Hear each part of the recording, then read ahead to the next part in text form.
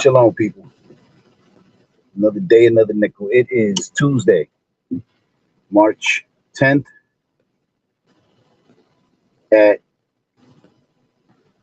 I believe, 1:50 in the morning. And it's just New Jersey Ride. I'm Brother D.I.K. Thank you for riding with me. I appreciate you. We are back at it for the next 8 hours. You already know what it is. We're picking people up and driving them off. Nothing to it. Nothing to it. Anybody could do it. Not anybody should.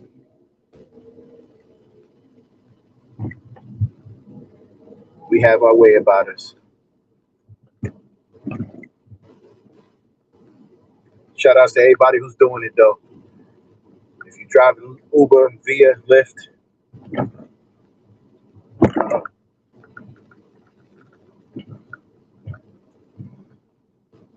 big up yourself. Shout out to you.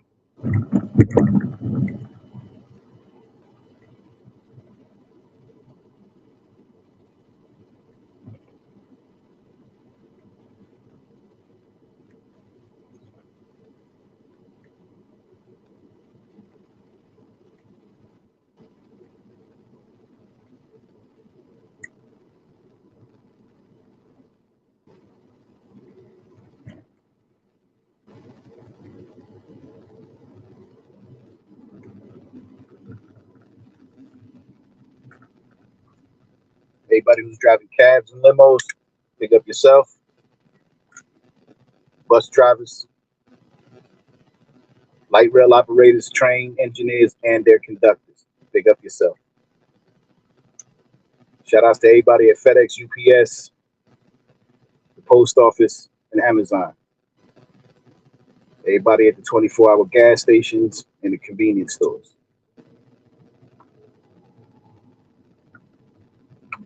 Shout out to everybody who's working, got a fucking job.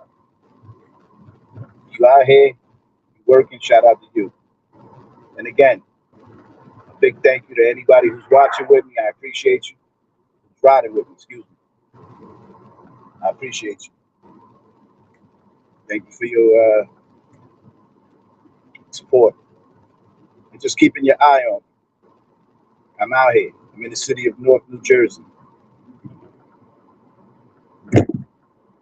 I love my city.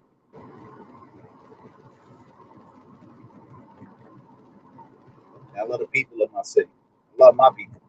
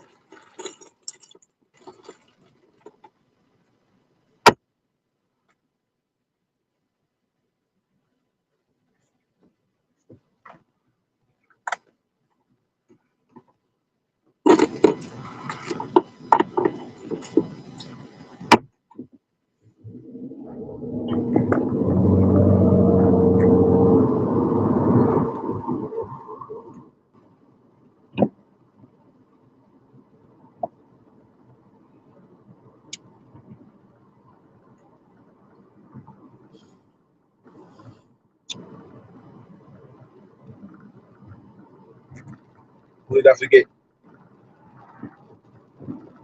Law enforcement and EMT. Thank you.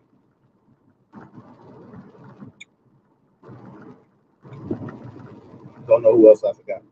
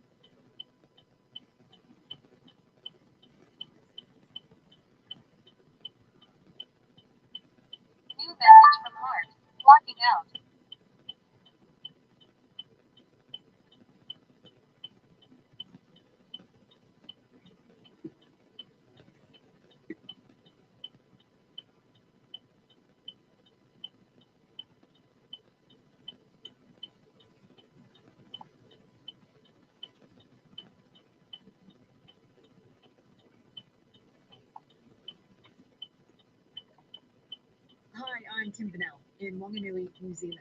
It's Monday, Let's listen March to the news, 9th. people. Today, Iran appoints Khamenei's hardline son as the new supreme leader. Oil surges to over $100 a barrel as the market is gripped by war fears. And Good evening, sir. How are you? urge Australia to give I'm the well, thank Iranian you. women's soccer team refuge. This is Reuters World News, bringing you everything you need to know from the front lines in 10 minutes. 99 Marion? 7 days Yes, a sir. week. Got it. Thank you very much. You're welcome very much, sir. Thank you for taking the ride.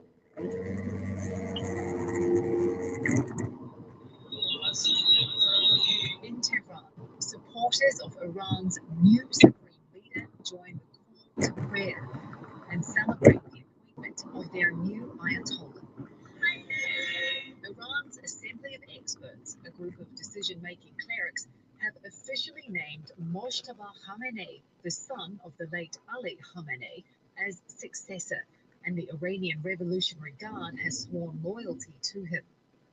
The move gives Mojtaba, who is seen as even more of a hardliner than his father, the final say in all matters of state. The 56-year-old, whose wife was killed early in the US-Israeli strikes, comes to the role with an immediate target on his back.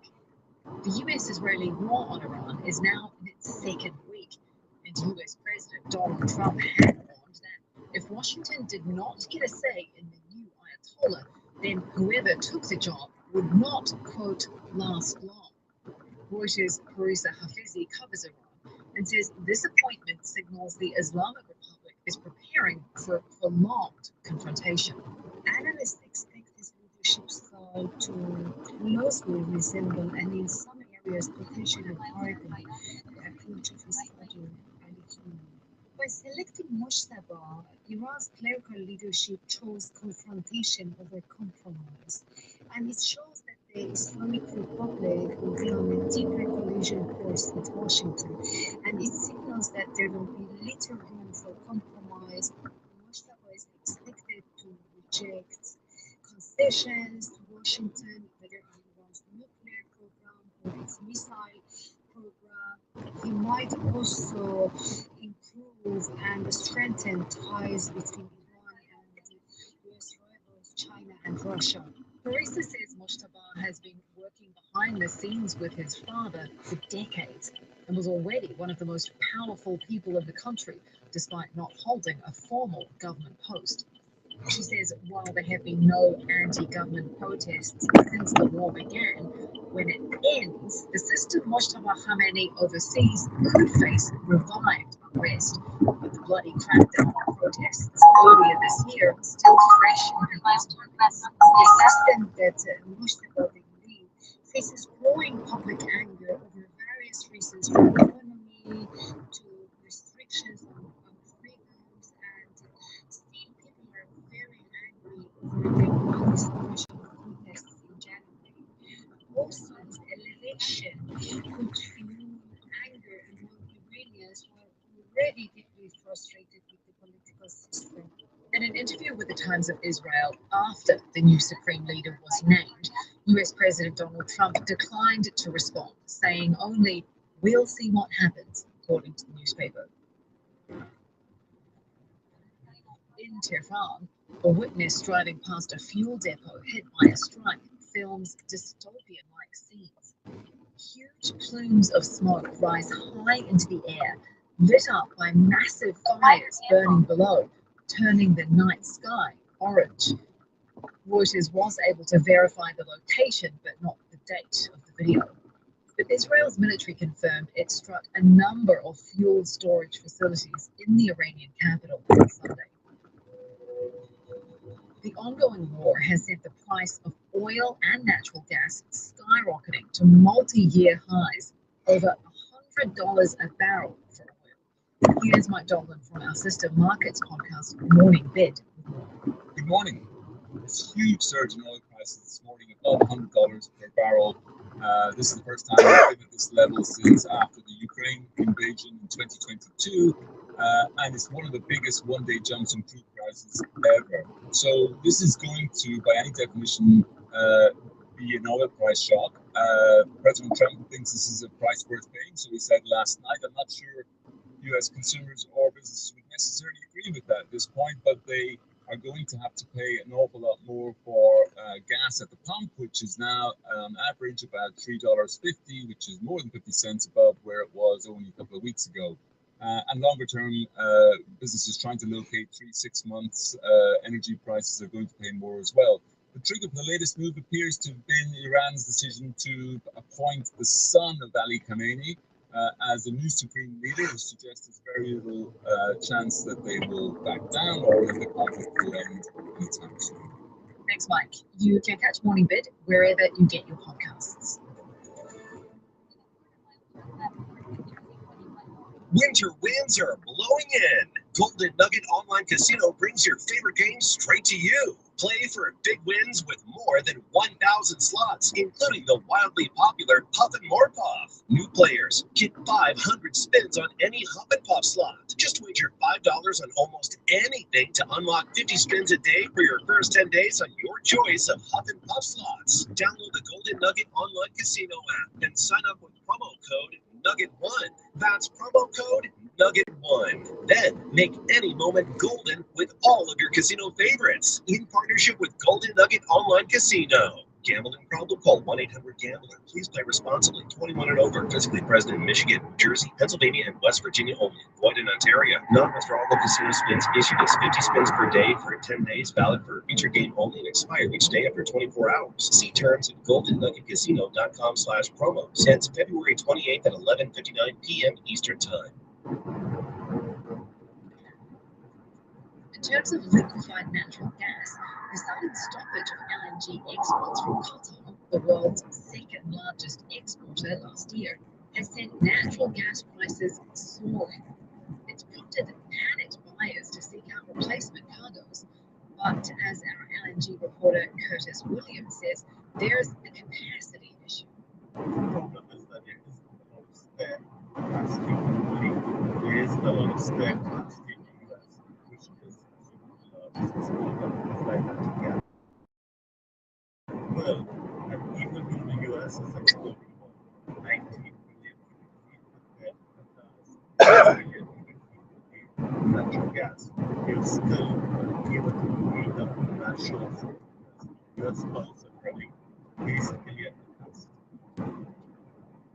The US military says a seventh American has died, in this case from wounds sustained a week ago during the initial Iranian counterattack.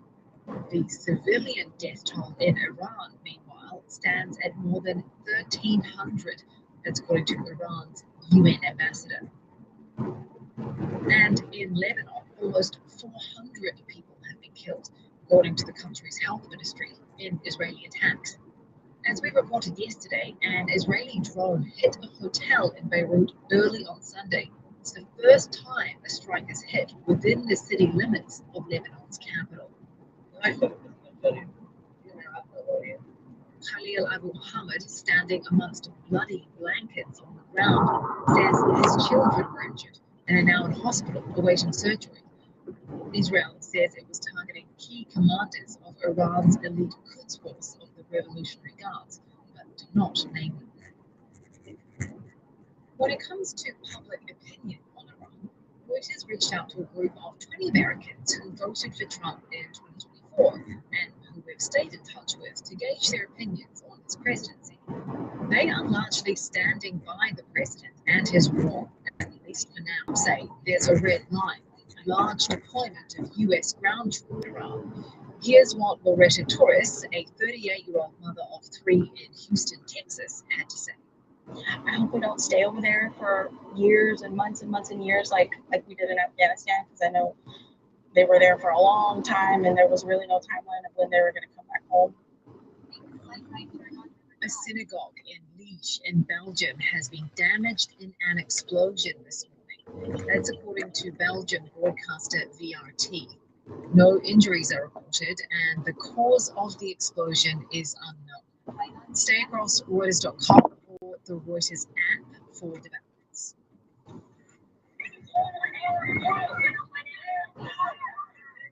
Iranian expats in Australia chanting "Save our girls" as the Iranian women's soccer team bus drives past them, leaving their final game at the Asian Cup in Queensland. They lost 2-0 to the Philippines on Sunday. Ahead of the game, they sang and saluted their national anthem, a change from 6 days earlier when they remained silent ahead of a match. That prompted an Iranian state TV anchor to label them wartime traitors. Human rights campaigners have urged the Australian government to allow them to stay, sparking concerns they'd be coerced to sing by their government minders and fearing for their safety if they go home. For more on any of the stories from today, check out Reuters.com or the Reuters app. Don't forget to follow us on your favorite podcast player. If you're listening on a smart speaker, just ask for the latest news from Reuters 7 days a week. We'll be back tomorrow with our daily headline show.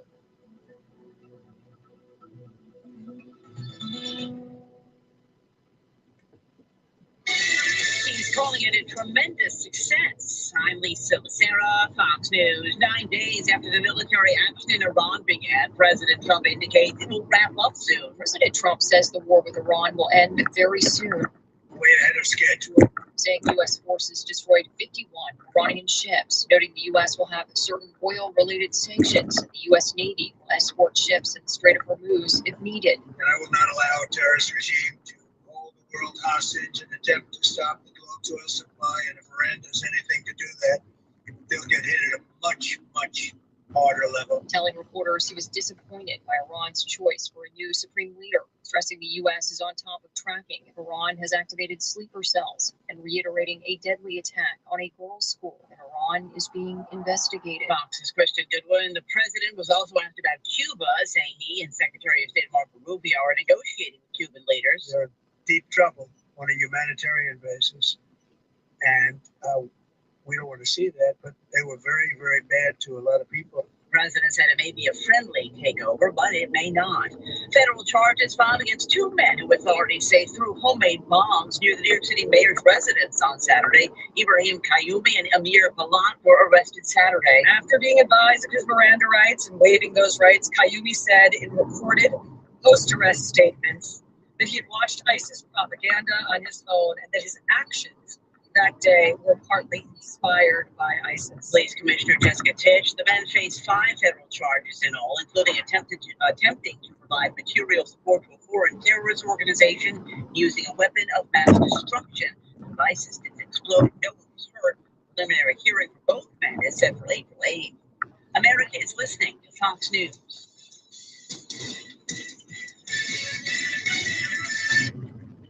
The State Department has ordered Every business is asking the same question. How do we make AI work for us? No more waiting. With NetSuite by Oracle, you can put AI to work today. NetSuite is the #1 AI cloud ERP trusted by over 43,000 businesses. It's the unified suite that brings your finances, inventory, commerce, HR, and CRM into a single source of truth. The connected data is what makes your AI smarter, helping you make fast decisions. If your revenues are at least in the 7 figures, get our free business guide, Demystifying AI, at netsuite.com/Fox. drawdown of non-essential personnel from U.S. embassies in Saudi Arabia and Turkey as Iran's retaliatory attacks continue in the region. A member of the National Transportation Safety Board fired by the Trump administration denies the allegations against him. Todd Inman says he got a notice Friday from the White House Personnel Office that his position on the NTSB is terminated effective immediately. No reason given. The White House spokesman now says Inman was lawfully removed for highly concerning reports of inappropriate alcohol use on the job, harassment of staff, misuse of government resources, and failure to attend at least half of NTSB meetings. Inman denies the allegations and responds in a statement, "It has become increasingly obvious this action was a political hit job. While not my original intent, I look forward to defending my reputation through all legal means possible." The top transportation department official during the first Trump term, appointed to the NTSB by President Biden. Ms. Foster, Fox News. The Justice Department says it's reached a settlement with Live Nation in its antitrust case, and it says will let competitors play a role in ticket sales and forces Live Nation to sell 12 amphitheaters. The statement, Live Nation said in part it never relied on exclusivity to drive its ticketing business. There is no financial component to the settlement. With the national mall as the backdrop, IndyCar coming to the nation's capital as part of America's 250th birthday celebration. Fox Sports CEO Eric Shanks. There is no better way to celebrate America 250 than by showcasing American speed and ingenuity on the streets of our capital. The reveal taking place at the foot of the National Mall, offering a first look at what organizers are calling a once-in-a-lifetime race through some of the country's most iconic landmarks. The race through the streets of D.C. will take place on August 23rd. It's free to the public, and if you can't make it to D.C., you can catch the race on Fox. Fox's Frank Lanza. I'm Lisa Lucera. This is Fox News. By this next track. This one? Yes. Really appreciate it. You're welcome very much. So you have a great night. Likewise. Thank you.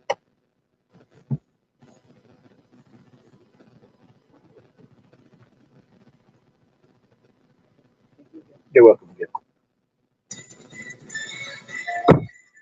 This is Ainsley Earhart. Thank you for joining me for the 52-episode podcast series, The Life of Jesus. A listening experience that will provide hope, comfort, and understanding of the greatest story ever told. Listen and follow now at foxnewspodcasts.com or wherever you listen to podcasts.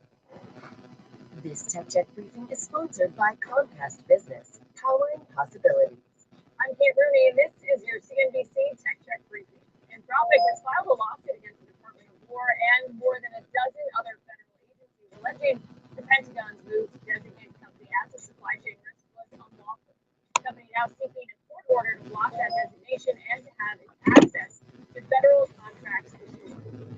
Meanwhile, NVIDIA has backed the UK-based startup Etascale, which operates data centers in the U.S. and Europe. In its Series C round, that round raised $2 billion $6 billion valuation with former Meta executives Sheryl Sandberg and Nick Clegg to bring forward. The company hoping to see an IPO towards the end of this year. And finally, Amazon-owned Zoox is now expanding its robo-taxi testing into Dallas and Phoenix, bringing its total footprint to 10 U.S. cities. The company says it will start by mapping those areas with SUVs before deploying its signature coaster-shaped robo-taxis, which have no steering wheel or pedals and have already served.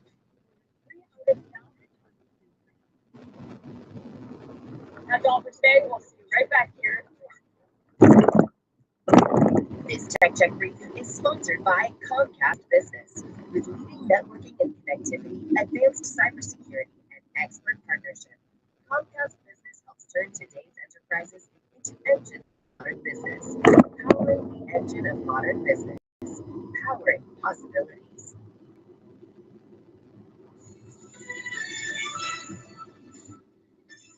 This is DW News, our top stories. Crowds have gathered across Iran to pay allegiance to the new supreme leader Ayatollah Mojtaba Khamenei, who succeeded his late father. Position before, but has close ties to Iran and Israel and Gulf Arab states.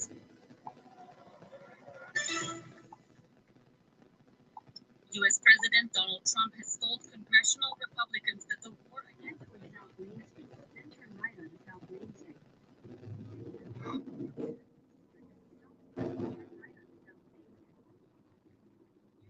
The missile program have been destroyed, but he said the U.S. and Israel still have more to do until ultimate victory is achieved in Iran. The European Union's Economic Commissioner Valdis Dombrovskis says EU finance ministers are in broad agreement with the G7 group on releasing oil reserves in case of a supply disruption. EU finance ministers are closely monitoring oil prices and actively considering measures to mitigate any impact on their economies. So oil reserves are being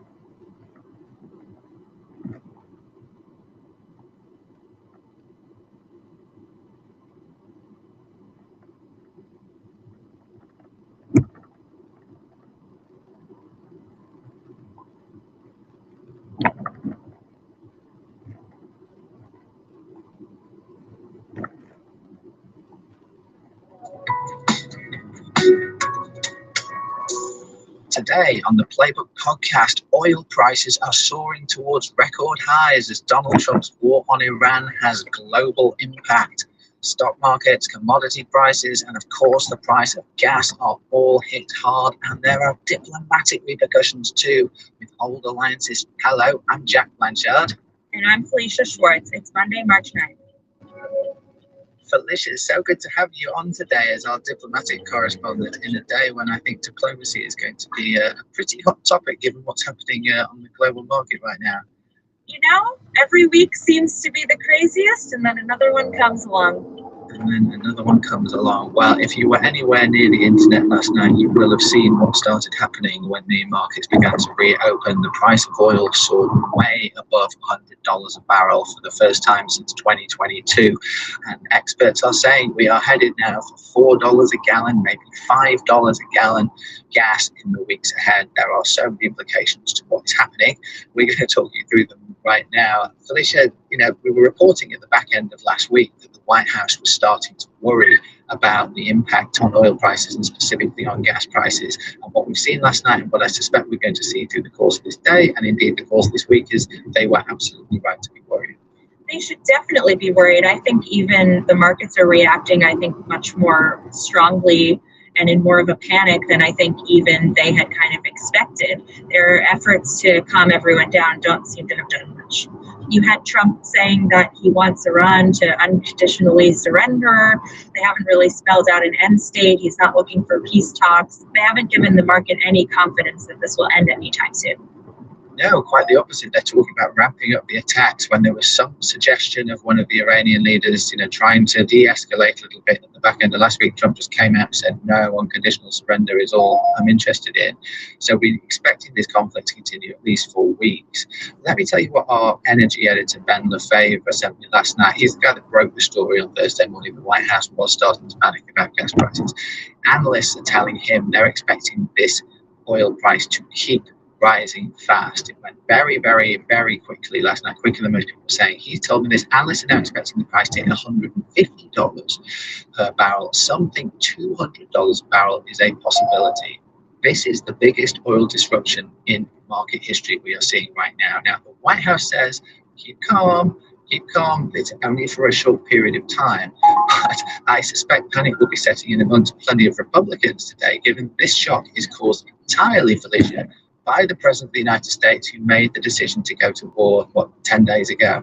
I think this is a decision that is, to get to the diplomacy of it all, of course, rattling American voters, but also rattling America's allies who didn't have any heads up about this, or at least many of them didn't. I think, we can go on a case-by-case basis, of course, but they're frustrated that the Trump administration hasn't totally spelled out to them what the end state is. And now they're between a rock and a hard place because it's their citizens and their people who are under attack, who need to be protected in the region. But they don't like the kind of explanation that the administration gave. And they're also very kind of frazzled.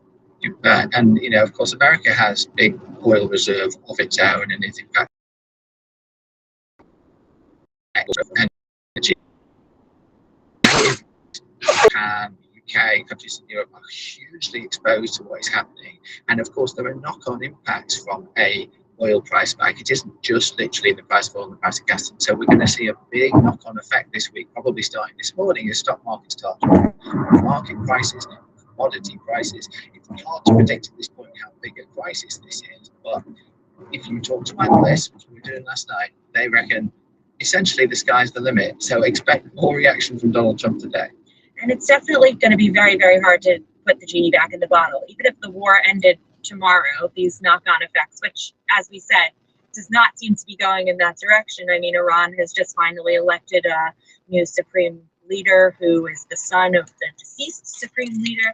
And Trump says he doesn't like him and that he's not acceptable to him. So, again, we're not seeing any signs at all that this is going to change. And even if it did, it wouldn't be very comforting. The gamble, or sort of the strategy, I guess the right phrase is, that Iran is trying to use to combat what America and Israel are doing is essentially to make pain for America and Israel such that Donald Trump gets cold feet and says, you know what, that's enough. And they're unlikely to do that militarily, although they'll try, but they're more likely to be effective in this way. And so these economic repercussions that we're starting to see in quite a big way now today and this week will be a test of nerve for the president. You know, he's been fairly indifferent so far, I would say, to this concern. We saw, you know, administration officials coming out on the Sunday shows yesterday saying, don't worry.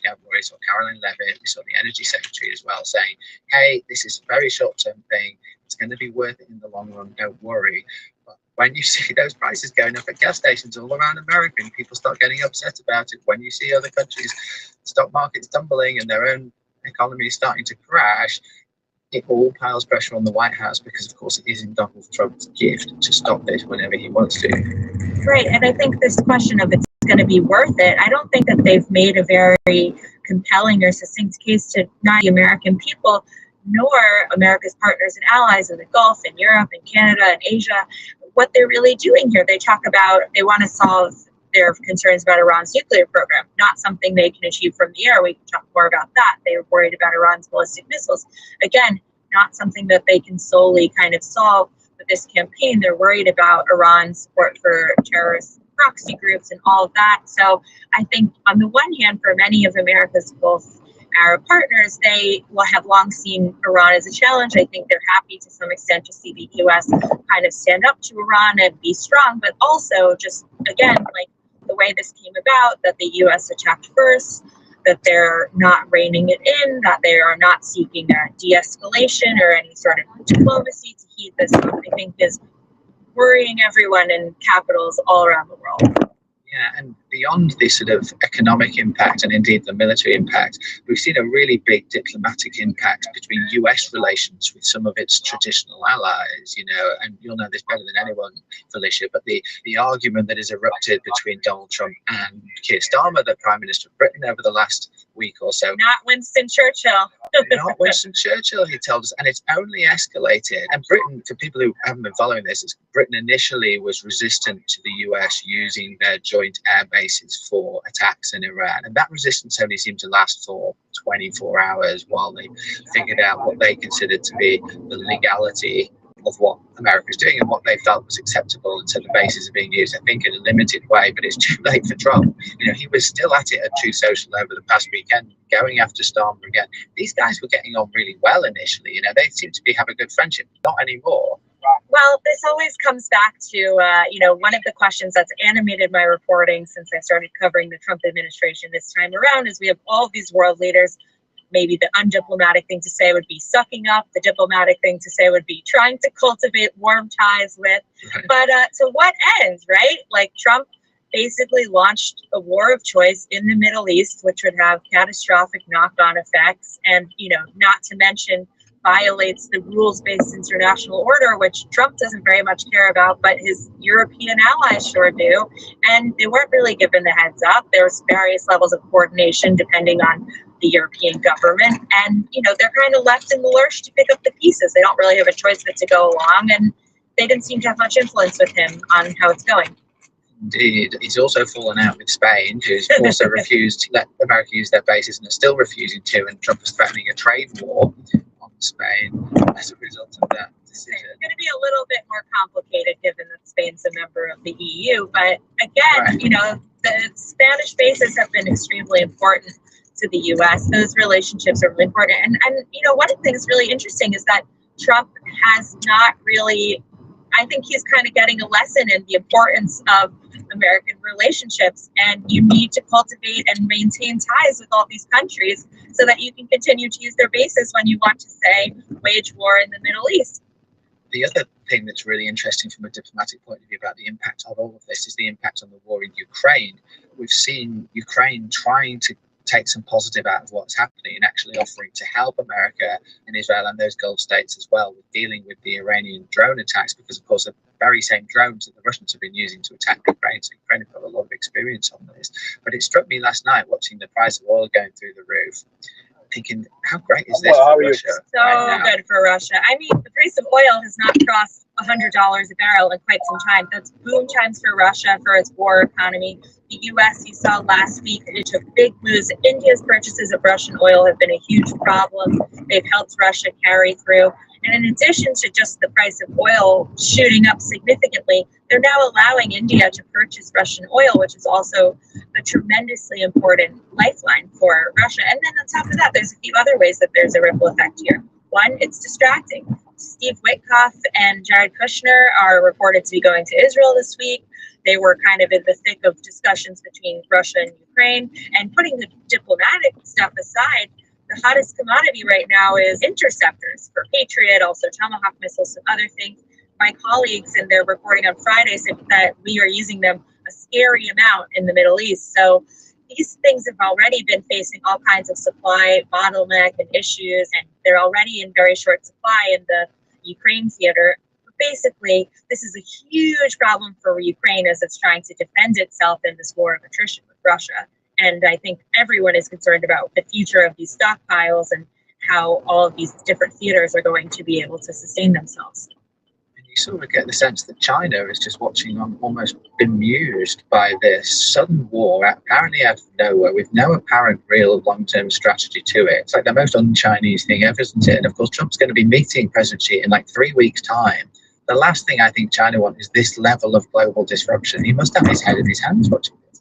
On the one hand, China will certainly be affected by the oil supply issues, the rising price of oil. But on the other hand, it's great for China and for China's strategy of competition with the U.S. to just watch Washington get knee-deep buried in a Middle East quagmire that has really nothing to do with, I think, what some thinkers in the U.S. think are much more important challenges for the U.S., which is one, this existential conflict with China, and also two, there are a lot of people watching this who find it puzzling to understand that Trump has doubled down so much in the Middle East when, one, the national security strategy didn't really emphasize the Middle East so much. It emphasized Latin America, it emphasized our hemisphere, emphasized China, so on. But now, you know, this is Trump's most forceful and expensive use of military power in a theater that, again, is not meant to be a priority for the U.S. anymore.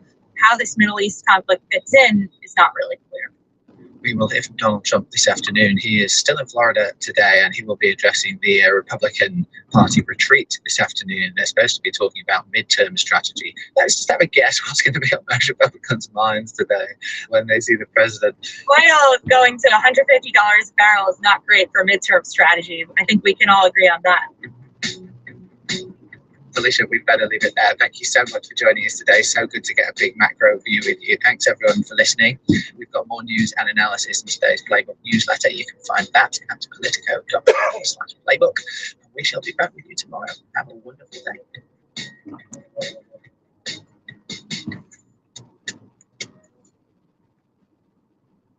Another day, another turn in President Trump's Iran policy, giving his first official press conference since the U.S. and Israel-led Iran war began. President Trump said this. We're achieving major strides toward completing our military objective. And some people could say they're pretty well complete. He also said there were targets the U.S. hasn't gone after yet, and that the U.S. is waiting to see what happens, though he didn't elaborate specifically on what he was looking for. Here with the latest is NPR national political correspondent Mara Liasson. Hi there. Hi there. Mara, I was listening along, and it sounds like Trump is sending two messages here. he's saying that we won, but he also seemed like he might be looking for a little bit of an off-ramp. That's right. He was declaring victory. At one point, he said this was just an excursion. We're close to finishing very, very soon. But he also talked about doing more. He said we could call this a success or go further. We're going to go further. So it's a little bit unclear as to how soon he wants to get out. But this was a declaring victory speech. And we would assume that after you declare victory, you look for an off-ramp. Right, and he was asked specifically about what victory looks like for him in recent days. He said unconditional surrender, and this time we heard him again point to the Venezuela model. What does that tell us? That's right. He was asked, what is victory for you? And here's what he said. Where they're not going to be starting the following day to develop a nuclear weapon. So, and that's, of course, in the eye of the beholder, but today he was not talking about unconditional surrender. He also was not talking about regime change. He was talking about having an internal candidate Something here, brother? compared it to Venezuela. He said that model has worked very well. In other words, the regime changes.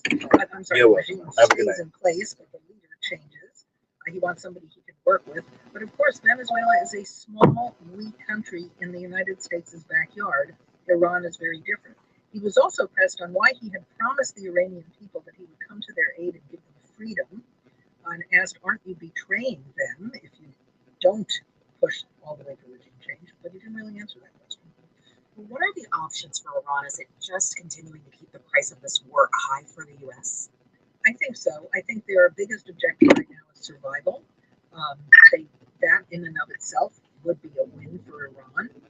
They want to make it very uncomfortable for the U.S. and Israel to continue this war. They want the price of staying in the region to be very high.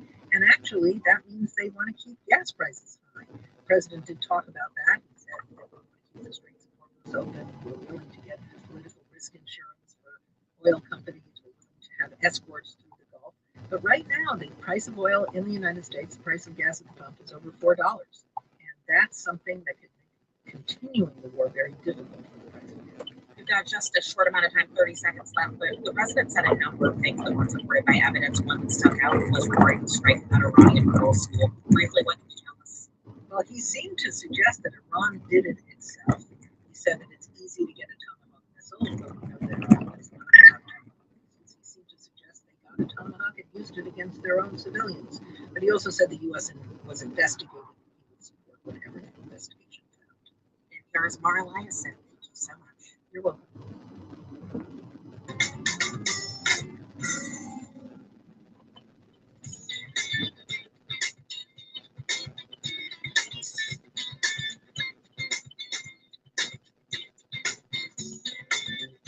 From New York, this is Democracy Now!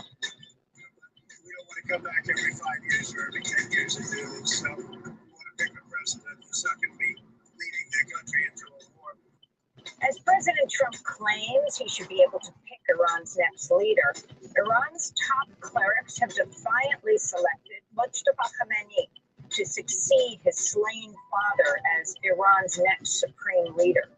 We'll look at the state of the war and its impact across the globe with Iranian-American analyst Houman Majid, the Iranian-Israeli journalist Orly Noy in Jerusalem, and Amnesty International Secretary General Agnes Kalaman. Right now, we're calling for all diplomatic efforts to be multiplied so that civilians are protected and the attacks cease. We'll also look at how U.S. military commanders have been framing the attack on Iran as a holy war, with one commander telling troops Trump has been anointed by Jesus to wage war on Iran. Well, that's coming up.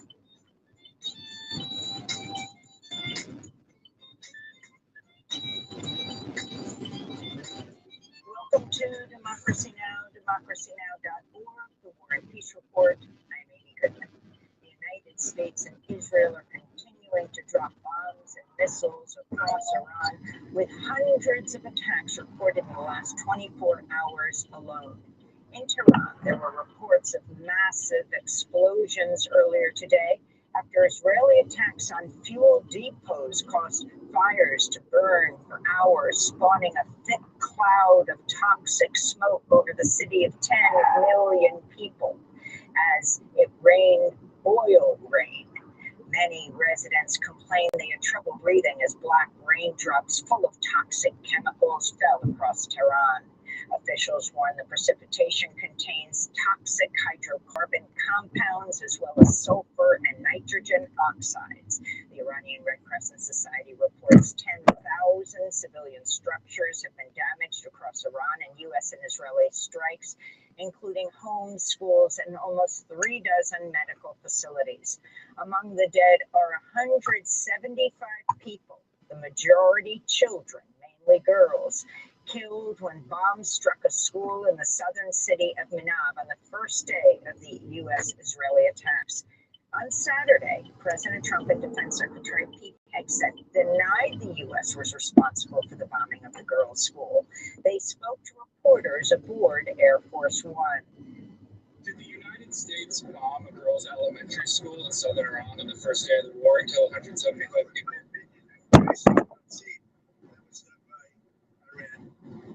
Is that true, Mr. Nixon? We're certainly investigating. But the only side that targets civilians is Iran. We think it was done by Iran.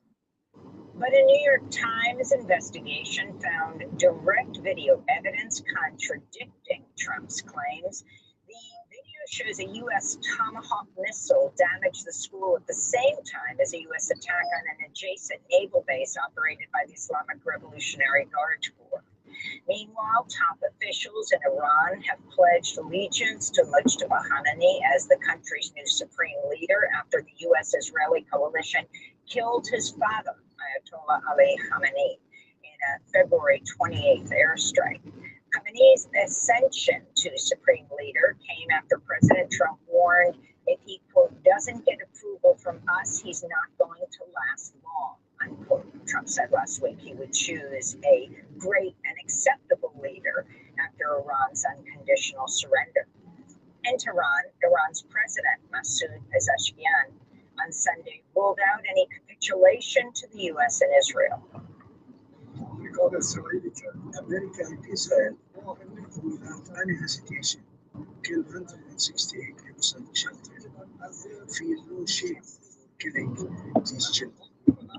They feel no shame for massacring 50,000 to 60,000 people in Gaza. And then they want to say that we in Iran want to kill people. We stand against those who attack our country with full force. In Washington, the State Department's declared the U.S. war of choice against Iran an emergency, allowing the Trump administration to bypass congressional approval to sell more than 20,000 bombs to Israel. The weapons are valued at nearly $660 million. Meanwhile, Democratic House Minority Leader Hakeem Jeffries has declined to say whether he'll block additional funding for the Pentagon's war against Iran, telling NBC's Meet the Press, quote, we'll walk that bridge when we come to it. Iran's military continues to launch missiles and one-way attack drones at Israel, as well as U.S. military bases across the Middle East and the countries that host them. Earlier today, Iranian strikes killed 2 people in Israel, seriously wounding a third. Elsewhere, Iranian strikes have destroyed radar, communications, and air defense systems in Qatar, the UAE, Jordan, Bahrain, Kuwait, and Saudi Arabia. The attacks continued even after Iran's president issued an apology for Iranian strikes on Gulf states and said Iran would not strike targets in that region. In Iraq, fires broke out in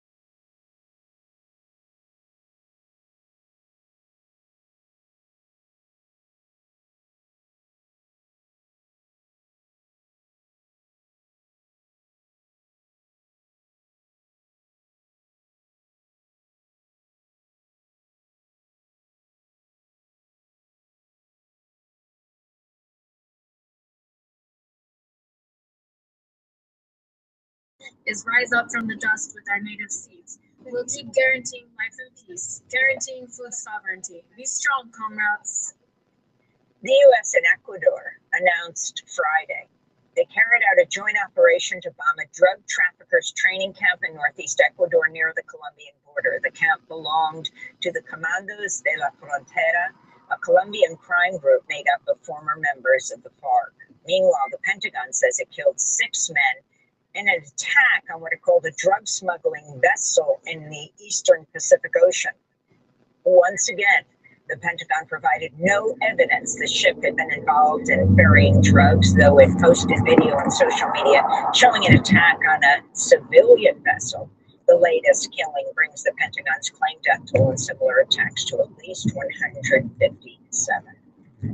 President Trump gathered leaders from 12 Latin American countries at his golf club near Miami over the weekend at the inaugural summit of what Trump is calling the Shield of the Americas. Attendees included right-wing leaders Nayib Bukele of El Salvador, Javier Milei of Argentina. The leftist leaders of 3 of Latin America's biggest economies, Brazil, Mexico, and Colombia, were not invited. At the summit, Trump vowed to go after drug cartels and blasted foreign influence in the region, particularly Chinese economic and political interests. The summit comes just 2 months after the U.S. abducted Venezuela's former president Nicolas Maduro and his wife.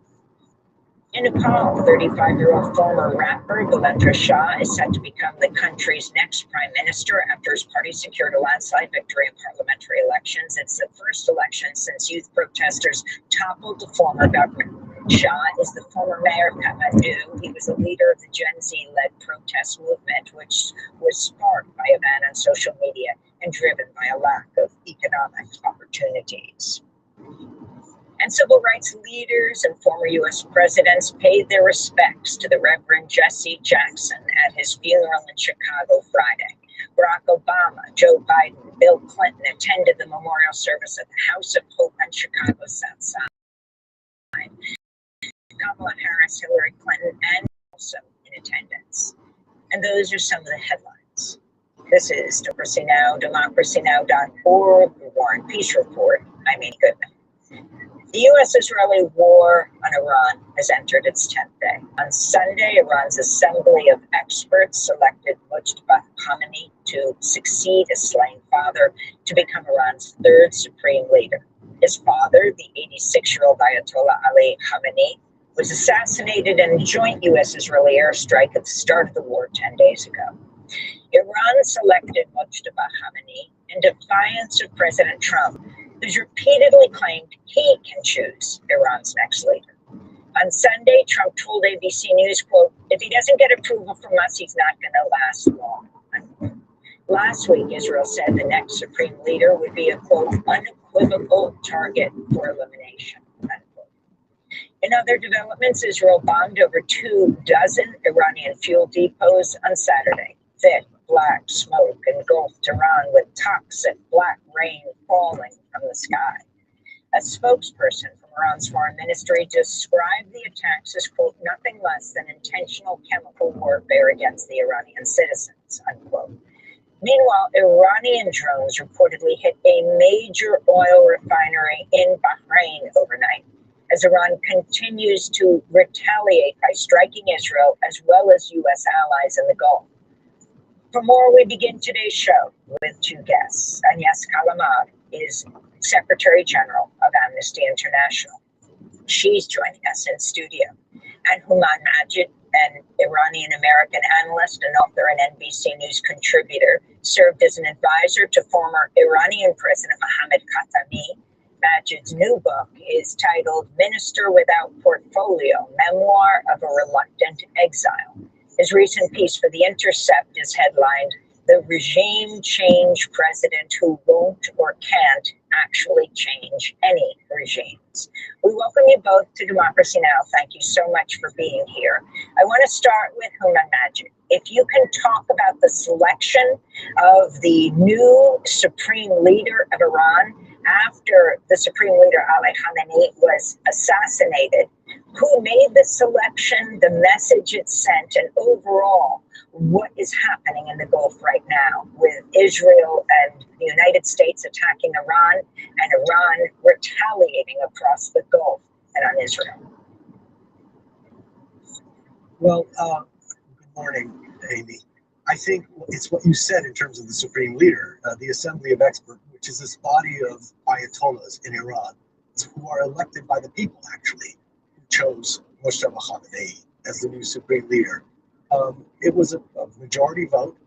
I believe it was a direct, basically, reaction against Donald Trump, who had actually name-checked Mojtaba as someone that shouldn't be the new supreme leader. So I think it was a defiant choice, really, more than anything else. Certainly, the IRGC has a lot of influence among those Ayatollahs at the Assembly of Experts.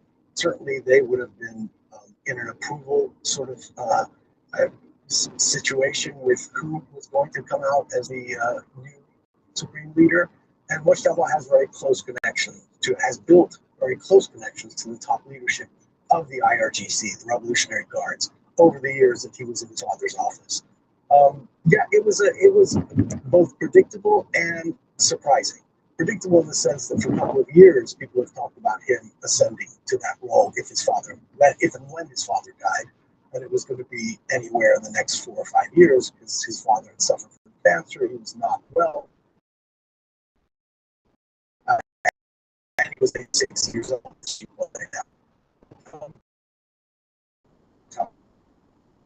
They would evaluate the threats against the body of the new supreme leader by Israel and direct by the United States, direct by Israel. But I think here they just made the determination, the Ayatollahs and the IRGC, I would add, made the determination that it would be the best way to project strength and defiance after, 9 days of war, 8 to 9 days of war, brutal war, that Iran is still standing. I mean, you've got, talk about regime change, you've got killing one Khamenei and replacing him with another Khamenei.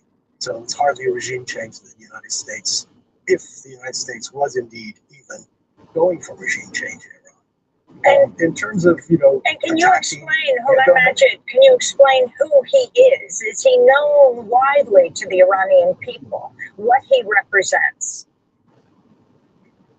He represents the most hardline of the hardliners in Iran to the Iranian people. He is known. He's widely known because even though he's been secretive, doesn't appear in public, doesn't give interviews, rarely, I should say, appears in public, only at rallies for like the anniversary of the revolution. But it was considered sort of the closest aide to his father, the most influential of Khamenei's sons. Even though he's not the oldest, he's the second oldest of Khamenei's sons. But considered to be the most influential in Khamenei's outlook on politics, but also closest in terms of his relationship with the Revolutionary Guards, the senior leadership of the Revolutionary Guards. Everybody in Iran knows that. Everyone in Iran knew Mojtaba, knew that he was potentially, as I said, for the last couple of years at least, been talked about as a successor, even though he's not qualified was not qualified from a religious standpoint to be the supreme leader, supreme religious leader, as well as the supreme political leader in Iran. But it was always talked about. And I think one of the things that is a little bit surprising is that Khamenei himself had rejected having one of his sons be the supreme leader because they revolted against the monarchy and the hereditary passing down of power to hereditary power is something that the revolution was against. Again, the war changed everything. If there hadn't been a war, and if Khamenei had died of natural causes, it's less likely, at least Iranians seem to believe that it's much less likely that he would have been chosen as the new supreme leader. And then overall, what's happening? And senior Iranian officials reportedly upset with the Iranian president, Pezeshkian's Saturday apology to neighboring Gulf nations for attacking them. And then you had a member of Leadership Council dismissing those remarks, saying evidence from Iran's armed forces shows the geography of some countries in the region is openly and covertly at the disposal of the enemy. The heavy attacks on these targets will continue. Is this indicating a split in the Iranian leadership? And of course, after Pezeshkian's apology, you have, among other places, the Bahrain Bapco plant attacked. Yeah, no, it's not a factor in at all. First of all, the word apology is stronger in English than it is in Farsi. There's an element of regret more than apology, and also to try to soothe the break in relations that have sort of occurred between the Gulf countries. But what he actually said, what Pezeshkian said, and he's one member of the three-person council that until Mojtaba was elected was performing the duties of the supreme leader. And what he really was referring to, according to Iran and himself, the Iranian state media and himself, was referring to attacks, regretting attacks, or apologizing for attacks on non-military assets, non-U.S. military assets in the region. But then he went on to say that U.S. bases are fair game. I mean, the strategy in Iran, when you talk about Bahrain, you talk about desalination plants, it's just Iran striking out not just at Israel or at U.S. bases even, but everywhere in the region.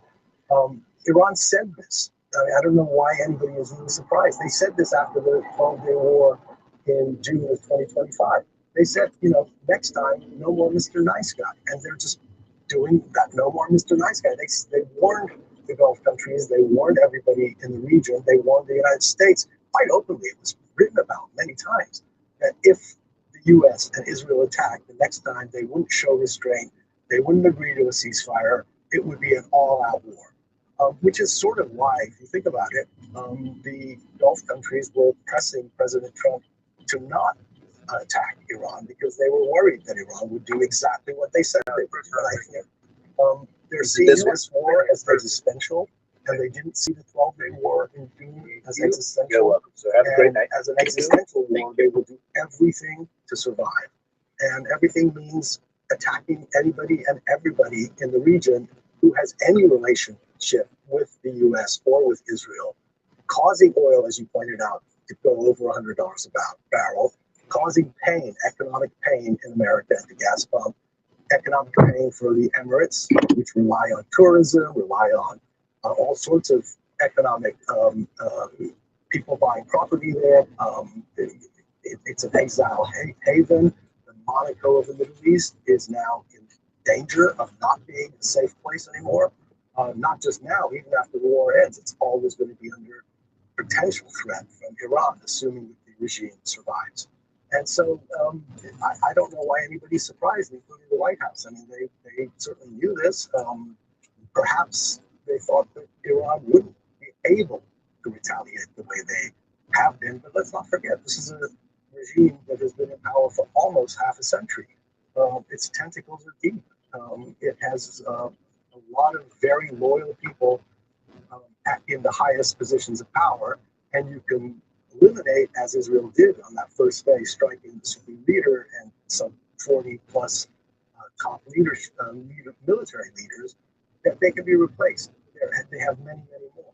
And that Iran has this capacity to use drones, missiles, and cause pain in the region, not just against American soldiers. Because when you look at it, it's really sad that for Americans, it's very sad that 8 American servicemen have died so far, and potentially more will die.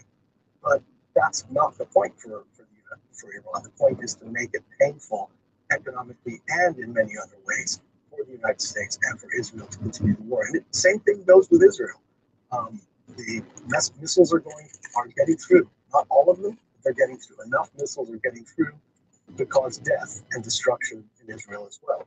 At some point, I think Iran is making the bet, again, after the 12-day war back in June, that both Israel and the United States will tire of this war and will want to stop it. I want to bring Agnes Callamard into this conversation, Secretary General of Amnesty International. Before that, the UN Special Rapporteur on extrajudicial summary or arbitrary executions. Can you start off by responding to this war of choice, Israel and the US first attacking Iran, and now Israel saying that the next leader that Iran has chosen, supreme leader, is a legitimate target of assassination?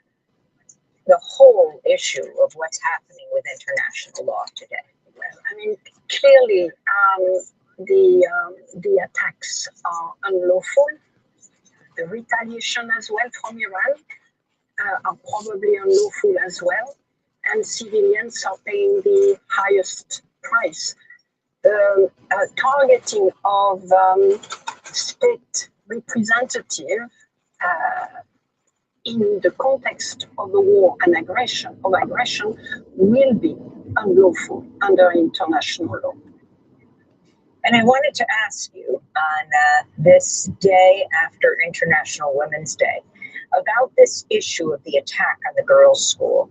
Among the dead in Iran are 175 people at least, most of them girls, killed when bombs struck a school in the southern city of Ninab on the first day of the U.S.-Israeli attacks. On Saturday, President Trump and Defense Secretary Pete Hegseth denied the U.S. is responsible for bombing the girls' school. They spoke to reporters aboard Air Force One. Did the United States bomb a girls' elementary school in southern Iran on the first day of the war and kill 175 people? Based on what I've seen, that was done by Iran. Is that true, Mr. Hegseth? It was wrong. We'll certainly investigate. The only side that targets civilians is Iran. We think it was done by Iran. Very interesting response. Trump says done by Iran. Hegseth is more careful. He says there's an investigation going on, and the only side that targets civilians, he says, is Iran. He does not deny. There is, among other news outlets, a New York Times investigation which found direct video evidence contradicting Trump's claims. The video shows a U.S. Tomahawk missile damaged the school at the same time as a U.S. attack on an adjacent naval base. Agnes Callamard, if you can respond to this. Look, there is little question that the school was targeted by the U.S. Our own investigation thus far is pointing to the U.S. You mentioned the New York Times. Human Rights Watch has reached similar conclusion. Let's recall that 150 children were killed in this attack. This is an absolute violation of international law. This is why we have international law. This is why we have normative guardrails to protect against war of aggressions and to protect against attacks of civilians, because we know that in context such as that happening right now, civilians are going to pay the highest price. They are paying the highest price in Iran. They already did throughout a number of years, targeted by their own government. The Palestinians are paying the highest price right now. People in the Gulf countries are paying the highest price, and Lebanese people are paying the highest price. So it is maybe meant as a war for a change of regime with a big question mark, but it is a war against people. It is a war against civilians, against children, against adults going about their business. It is targeting civilian infrastructures. People, civilians are paying the highest price of what's happening right now, and we should not forget it. Are you calling for the attack on the girls' primary school that resulted in the deaths of well over 100,000, we think, children, mainly girls, to be investigated as a war crime? Absolutely. It has to be independently investigated as a war crime. But what's happened to international law these days? What does any of this mean? Look, I think it still means a lot, otherwise we will not talk about it. We still have those guardrails. We still hold on to them, and we believe that at some point the monitoring, the documentations will help deliver truth and justice. So it is very commonplace right now to say, oh, there is no more international law and international law is ineffective. This is not true. International law is here to protect people. And then when it doesn't, there should be instruments to hold to account. Now, does it happen overnight? Does it happen even a month after the fact? No, but it does happen. It does happen. And this is why Donald Trump and Netanyahu and Putin are so eager to go after the International Criminal Court, because they know that it delivers at some point. It may be in 10 years, but it delivers. Look at who is now behind the judge in The Hague.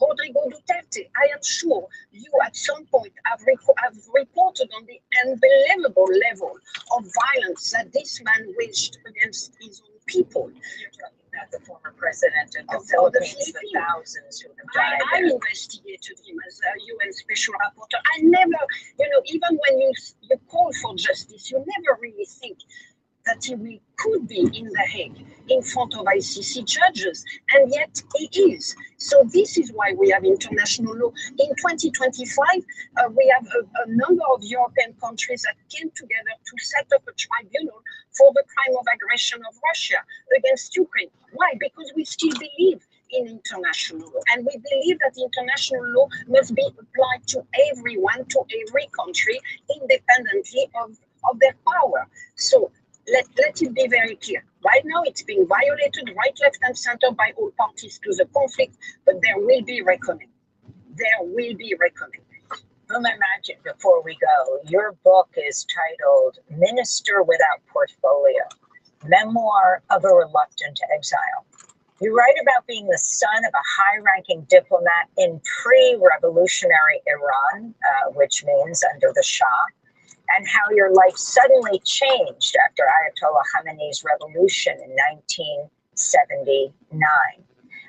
Why do you call yourself a reluctant exile, and what do you envision for the future of Iran? Well, reluctant because I was studying in university here when the revolution happened. Had every intention of going to Iran to follow my father's footsteps, if you will, and join the foreign ministry. This was during the Shah's time. Become a diplomat, hopefully rise to ambassadorship somewhere at some point in my life. I didn't want to be an exile. I didn't want to live in America for the rest of my life, which is what has happened. But I also couldn't go back to Iran, so I was reluctant in that sense. When I say I couldn't go back to Iran, my father lost his job. It was a very dangerous time for people who were associated with the previous regime. I would have had to serve in the military, potentially if I didn't get into trouble otherwise. So there were reasons that I couldn't really go back to Iran in those early days of the revolution. And so, one thing leads to another, and you think it's going to be, a lot of Iranian exiles thought it was going to be a year, 2 years before things settled down, or the regime collapsed and went back to being a democracy of sorts, or constitutional monarchy, not back to, but become a constitutional monarchy. And of course, that never happened. And so, 47 years later, I'm here. What happens for the future of Iran? It's really hard to say. Right now, people in Iran are not rising up against the government the way that Donald Trump has asked them to, the way that there hasn't been any real, there was some celebration when Khamenei was killed, was assassinated by people who held him responsible for the brutal crackdown in January of protesters. But those celebrations have stopped, at least stopped inside Iran. People are now worried. As you pointed out, Amy, infrastructure is being bombed. It's a war, a full-on war on Iran, on the country, which means on the people. The toxic rain from yesterday, Saturday and Sunday in Tehran, black rain from the soot and from the oil refineries being blown up. I mean, this is going to have long-lasting health effects. The U.S. government, the Iranian government has told people to not go outside unless they're with a N95 mask. I don't know how many people have N95 masks in Iran, And just, in general, Iran is going to be pummeled. It appears that Iran is going to be pummeled, and it's just going to make the population even more miserable than they already are. For them to be able to rise up and take control of the government is just pipe dream. I mean, how are they supposed to do that when they're being killed or are running away from missiles almost on a daily basis? Predicting the future is impossible for Iran. I believe at this point it seems to be that the Iranian regime is relatively stable despite what's happening in terms of being in power, and that the Iranian people have no real ability to bring about change at this point. The longer term future, I think Iran is going to be changed forever after this war. And very quickly, as your father was an official under the Shah, well known for his brutal Savak secret police. I just came from Savannah, Georgia, where they were showing the film Coup 53. For people to understand that in 1953, the U.S. overtly and covertly overthrew the democratically elected leader of Iran, Mohammad Mossadegh, many say together with Britain on behalf of BP, British Petroleum, that would lead to the Shah being installed. And now his son, Reza Pahlavi, is leading a movement to be the next, what he calls, interim leader of Iran. Your thoughts on that, since you too and your family are directly connected to this? He's the son of the Shah. He's the son of the Shah, correct. And he has spent the last 45 years at least being relatively ineffective in being an opposition leader to the regime. In the last 2 years, certainly in 3 years since the Mahsa Amini protests, he has emerged as a potential, for a lot of Iranians, a potential leader to take power. Again, there's a nostalgia for the time of the Shah, where there were a lot of social freedoms, even though there were no political freedoms. And I think a lot of Iranians who are now, let's not forget, now we're time of the Shah, so they have no idea, or they might have heard of it, but they have no idea what the Iranian system was under the Shah. He has not really been able to put together any organization on the ground in Iran. He's been dismissed by most people, as most analysts and experts and intelligence agencies, Western intelligence agencies, as a potential leader. He certainly wants to be a leader. He certainly sounds like he wants to be king, but it's a very unlikely proposition right now. The support inside Iran, We have to leave it there, but I want to thank you for being with us. Houman Majid is an Iranian-American analyst whose new book is titled Minister Without Portfolio, Memoir of a Reluctant Exile. Agnes Kalamard will continue with us, Secretary General of Amnesty International, as we go to Jerusalem to speak with the Iranian-Israeli journalist Orly Noy. Stay with us.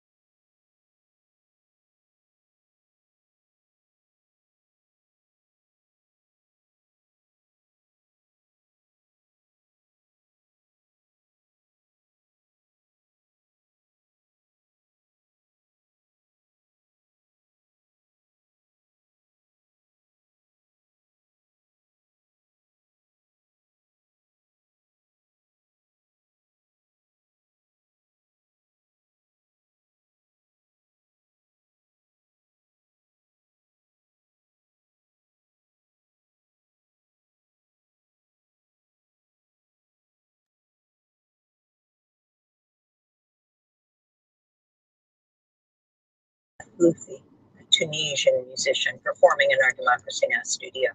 This is Democracy Now!, democracynow.org. I'm Amy Goodman. As we continue our coverage of the U.S.-Israeli war in Iran, we go now to Jerusalem, where we're joined by the Iranian-Israeli journalist and activist Orly Noy. Earlier today, Israel launched a wave of new strikes targeting Iran and Lebanon. Meanwhile, retaliatory Iranian missile attacks hit central Israel. The Jerusalem Post reports the strikes killed 2 people, seriously wounded a third. In a recent article, our guest Orly Noy wrote, quote, "Only 8 months ago, following the ceasefire with Iran, Prime Minister Benjamin Netanyahu declared that in the 12 days of Operation Rising Lion, we achieved a historic victory which will stand for generations. It turns out this historic victory did not last even a single year, let alone generations," Orly Noy writes. She is the editor of the Hebrew language news site Local Call and the chair of B'Tselem's executive board, B'Tselem, the Israeli human rights group. Orly Noy, if you can respond to what's happening now on the ground, the attacks by Iran in response to Israel and U.S. strike on Iran. Hi, Amy. Thank you so much for having me. Yes, I mean, I think it was well expected that as the war continues, there will be escalation also in the price that the Israeli society will need to pay for this completely lawless, unnecessary criminal war that Israel and the United States wage against Iran. Strangely enough, this still does not translate into any substantial opposition to the war among the Israeli society. The Israeli society is well known for its almost automatic support of any war, no matter how senseless it is, and we see it once again, not only by the supporters of Netanyahu and his government, but also by the entire Zionist Jewish opposition, by the Israeli mainstream media, of course, and by the public. And let me point out, you are Jewish. You were raised in Iran. You live in Israel. In your recent piece, it's headlined, "We are at war, therefore we are." As you describe what you call the ritual erasure of political dissent in Israel right now, noting Israeli opposition leaders have eagerly and reflexively rallied behind Netanyahu in support of war. Yes, it's in some cases they are even more extreme in their terminology than Netanyahu himself. Only a couple of days ago, the head of the opposition, Yair Lapid, tweeted that this war cannot end with anything less than the complete destruction of all the Iranian infrastructure, etc., etc. And this is the man whose sole political goal right now should be, and as it is left to be, replacing Netanyahu, bringing Netanyahu in the next elections. It is astonishing the fact that Lapid, as Yair Golan, as Bennett, and the other heads of the Jewish coalition do not understand that by supporting without question this very strange and unnecessary war, they're not just committing a moral crime, but also making it for themselves incredibly difficult, if not impossible, to replace Netanyahu in the next elections, because he's just gaining more and more popularity with each war, with each unnecessary war that he wages upon neighboring countries and countries in the region. And the significance of attacking Lebanon again. There's something in the air. Intensifying boots on the ground in Lebanon on Israel's part. Yeah, we are. I mean, look, we've seen it happening in the 2.5 years of the ongoing genocide in Gaza. We see it yet again now. Whenever the public, locally and internationally, attention is drawn, if it's to Gaza or to Iran, Israel is making really extreme changes on the ground. Now it's in Lebanon, which is being conquered or is part of it, with troops on the ground in the West Bank. I think it's really important to speak about what's going on these days in the West Bank, with Palestinians being simply executed by settlers with the support of the Israeli army. And it just goes by without any serious repercussions, without any serious, nothing. It just, now it's not just ethnic cleansing, they're executing Palestinians in the West Bank. And you don't hear the world speaking about it. You don't, because again, Israel is using the fact that the public attention is someplace else right now. I want to bring Ms. Calamard back into this conversation around what's happening in the occupied territories in the West Bank and in Gaza. Monday marks, that's today, 5 months since the so-called ceasefire. But as you say, Israel has maintained its genocide against Palestinians in Gaza by continuing to deliberately inflict conditions of life calculated to bring about their physical destruction. And as an organization, Amnesty International, if you could comment on Israel's deregistration of 37 international aid groups coming into effect last week and what that means. And it's part of the continuing genocide, the infliction of measures and policies meant to bring about the physical destruction of Palestinians means curtailing and controlling humanitarian aid. Right now, as a result of the attacks against Iran, the Rafah crossing has been closed, so it's coming on top of the deregistration of the 37 humanitarian organizations, which means that the humanitarian condition that was already pretty bad after 5 months of so-called ceasefire is worsening. The control over humanitarian organization is very clear. It is meant to control those who dare speak up, those who are on the ground and are witnesses to the ongoing genocide. They are being replaced by lackeys, I will say, so far pretty incompetent ones, according to their past record. And it is all part of the blockade that is being imposed in terms of people's movement, in terms of food, in terms of medicine, and in terms of information. On the issue of blockade, I want to end with Orly Noy talking about a blockade of information.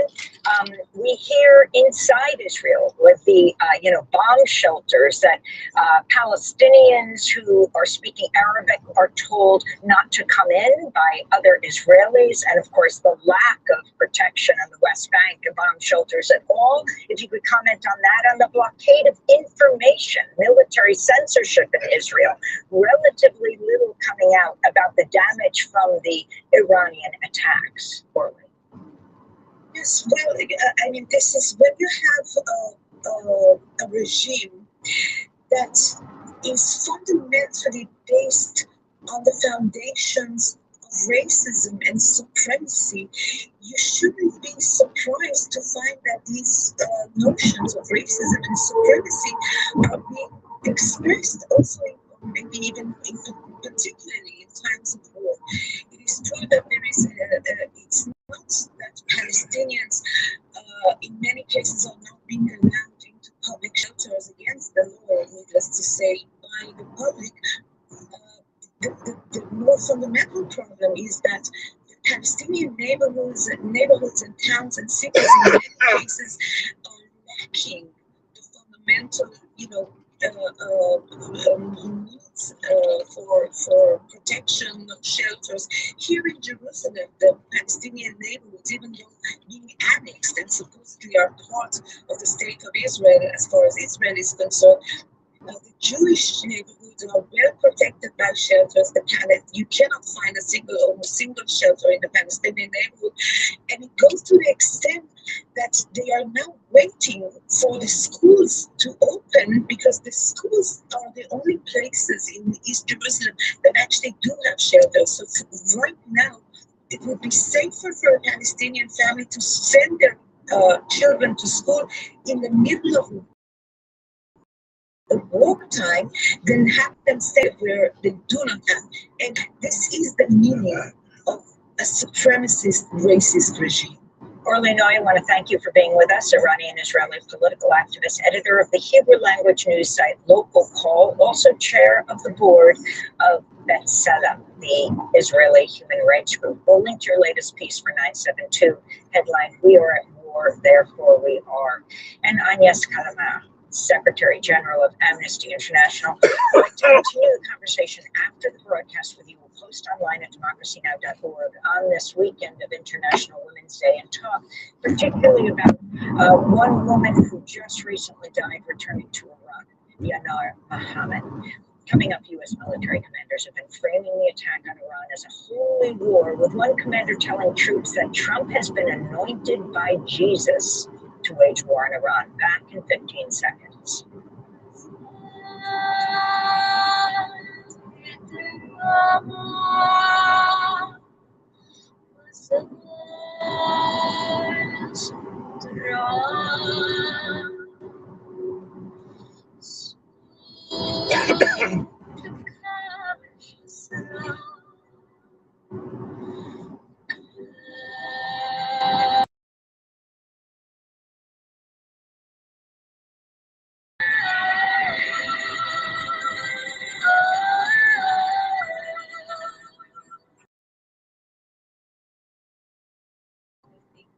This is Democracy Now!, democracynow.org, the War and Peace Report. I'm Amy Goodman. As U.S.-Israeli war on Iran rages on, U.S. military commanders have reportedly been invoking extremist Christian rhetoric about biblical end times, selling the conflict to American troops as a holy war. The watchdog Military Religious Freedom Foundation says it's been inundated with more than 200 complaints from members across all branches of the U.S. military regarding these comments. One combat unit commander reportedly said the war is part of God's divine plan, and that, quote, President Trump has been anointed by Jesus to light the signal fire in Iran to cause Armageddon and mark his return to earth, unquote.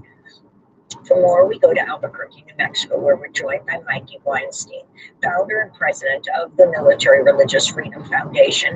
In this last 5 minutes we have, Mikey, if you can talk about the complaints you've received and who are these commanders who are saying this is a holy war?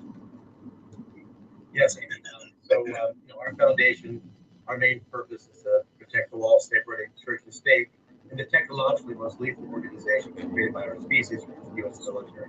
As soon as the war began last Saturday, a week ago this past Saturday, we started getting inundated by calls from members of the military, indicating that supervisors and commanders across the branches, both in the CONUS, which is the Continental of the United States, and internationally, were invoking the fact that this was great news. They were gleeful, they were joyful, they were euphoric, because this was a signal that pursuant to the Christian eschatological aspects of the end times in the book of Revelation, that all of this was serving as, if you will, an accelerant or lubricant to bring their version of weaponized Jesus back, which I will also make it clear includes a metric of a 200-mile-long river, 4.5 feet deep, maybe, filled with nothing but the human blood of those that their version of Jesus is slaughtered at the Battle of Armageddon. So we were getting 15, 20, 25 calls a day the first several days we were out there. We finally broke the story with journalist Jonathan Larson, and then it went viral. And so when we were reporting now, we have over 200 complaints, and we have 50 different installations. But it's terrifying when you try to put a theological perspective from Christian extremism with what's happening right now, particularly having listened to your whole show today. I'm reminded of the second inaugural speech by Abraham Lincoln. He chastised both sides in the Civil War for trying to say that God was on their side, which exacerbated the violence, the bloodshed, the injuries, and the death. So last month, Defense Secretary Pete Hegseth invited the controversial Christian nationalist Pastor Doug Wilson to lead the Pentagon's prayer service. Wilson's opposed Muslims holding public office and does not believe women should be allowed to vote. Can you talk about Hegseth's tenure as head of the defense, what Trump calls the War Department, and what concerns you most about his conflation of church and state? I was warned by your producers not to cuss. So I will refer to Hegseth as a piece of feces as opposed to the regular word. He's viewed by senior leadership as a bully and a poser. He is nothing but a Christian nationalist lackey. You forgot to mention, or I'll mention that Doug Wilson also believes that the Civil War was justified biblically, and of course that a lot of slaveowners, everybody, had a really nice relationship, with their slaves, the same way they did with their living room furniture. He believes that the Jews killed Jesus. Muslims have no right to participate in government, and if you're LGBTQIA+, you probably don't have a right to live. The bottom line is, Hegseth has created a template that the only approved member of the U.S. military is to be straight, white, Christian nationalist, and male. So why is anybody surprised that with that template going down in a hierarchical organization, tribal, adversarial, communal, and ritualistic like the U.S. military, that you have subordinate commanders, all of whom are trying to get promoted, that are following the exact same thing? We saw this happen before when the Israeli Defense Forces moved into Gaza and started attacking the Palestinians. We had, in a much smaller way, we had commanders saying, well, this is also sparking the Battle of Armageddon. But whenever you attach an extremist aspect of any religious faith to that machinery, Amy, of the faith responsible for war, we do not end up with little creeks, streams, ponds, or lakes. Amy, we end up with one thing: oceans and oceans of blood, like the color of my shirt. We have 20 seconds. What risks do service members face for reporting religious comments made by U.S. commanders? If they do that officially, they become essentially what we call a tarantula on a wedding cake. Amy, you and I have been to lots of weddings. Tarantulas on wedding cakes, that doesn't bode well for the tarantula or the wedding cake. Mikey Weinstein, founder and president of Military Religious Freedom Foundation, speaking to us from Albuquerque, New Mexico. That does it for our show. Produced with Mike Burke, Dina Guster, Messiah Rhodes, Maria Taracena. I'm Amy Goodman. This is Democracy Now!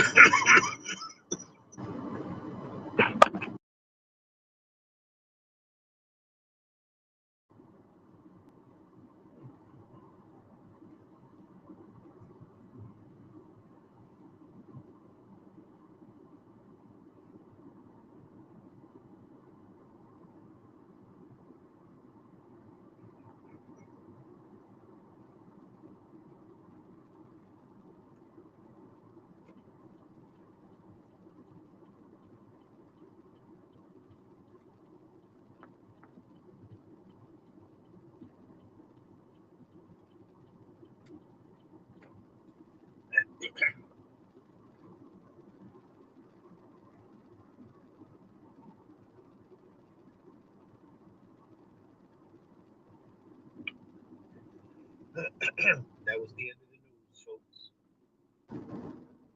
A lot of shit going on the earth. What stuck out the most to me was that Trump said that if, quote, we don't approve, that we don't have a choice. Or however he put it, I'm going to summarize it.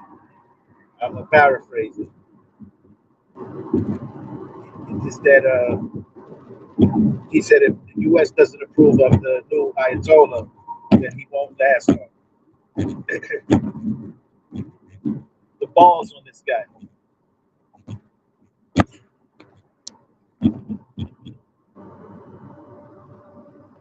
The balls on this guy. he has to approve another nation's leader. You believe that shit? Who the fuck? And I'm an American, but who the fuck does this man and these people, who do these people think they are? And by these people, I'm just saying it. You just white people. Who do you think you are that you have to approve of every fucking thing and everybody? Like, do you know that you people don't wield that kind of real power? Not in the bigger picture. Yeah, here in America you do, and probably on the earth. But you know this will be over soon, right? You know that there is a God, and that you have to stand before that God. So it's very important to note that the entitlement, the audacity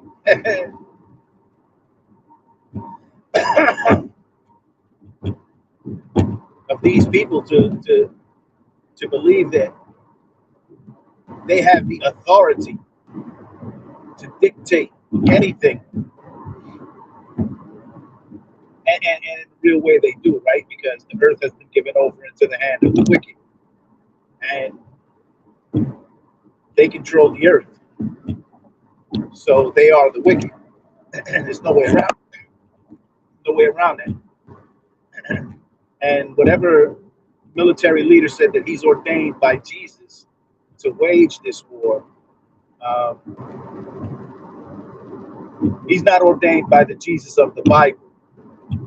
Probably, the white Jesus ordained him, that devil, but not the Jesus of that Bible.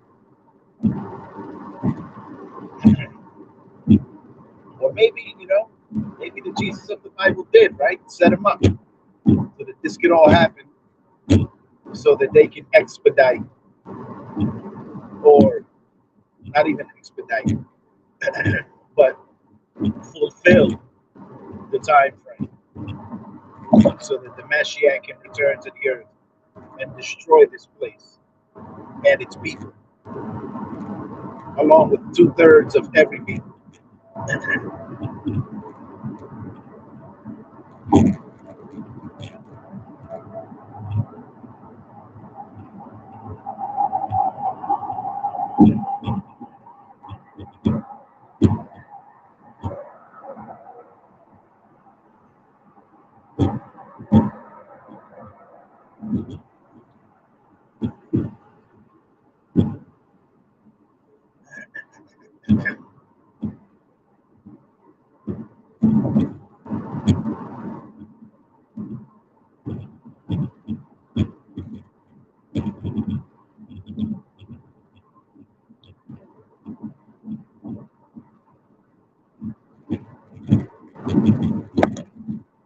It's amazing.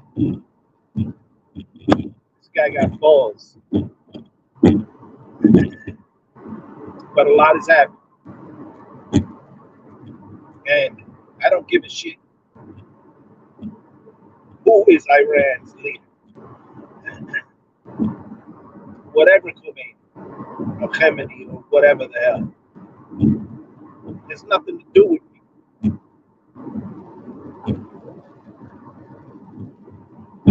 And the idea that Trump and just white people in general feel like they have the authority, which they do. But the fact that they feel it, like they believe it, they don't give God any glory. If Trump and his administration, the U.S. government, does not approve of the new Ayatollah,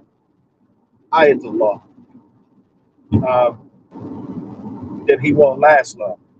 Like, they have to approve another nation's leader. Never mind that they went into Venezuela and kidnapped the president and his wife because they said they didn't recognize his legitimacy. So in order for anyone to operate on Earth, America has to approve. Do you all see the problem with this?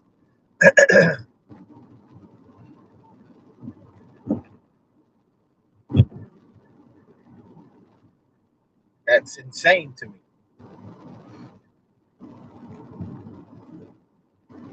Yeah, that's insane to me. I don't know. I don't know what to think or say about it. And I've said a lot, but it's fucking insane. So a nation does not have the autonomy to pick and choose its own leaders. America has to install them.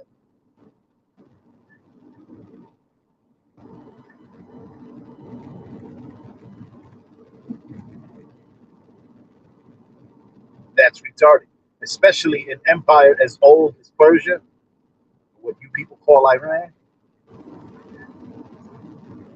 That empire predates the United States by millennia. It's fucking retarded. White people, you are all crazy.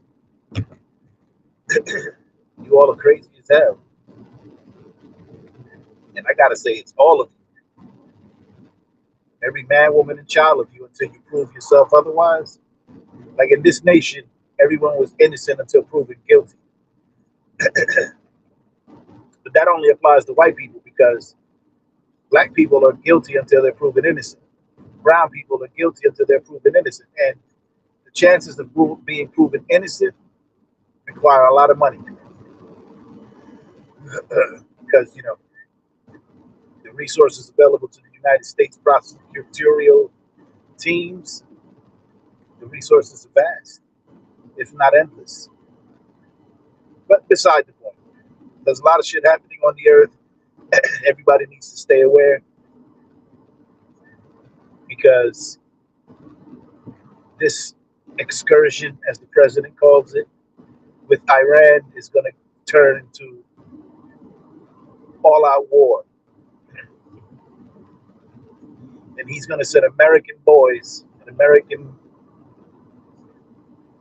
wannabe boys over onto foreign soil. And I don't know. I can't say for sure.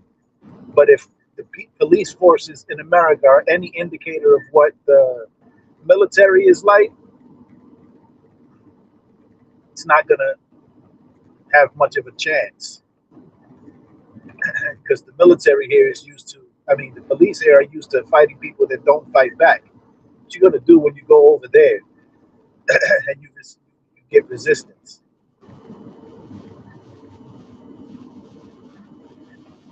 And realize that that resistance is a lot heavier than it would be here because these people are fighting on equal ground, especially with boots on the ground. Not going to be able to do much. I mean, you got the weapons, you have the technology, but if they shut you down electromagnetically, and the Persians, you know, you know them.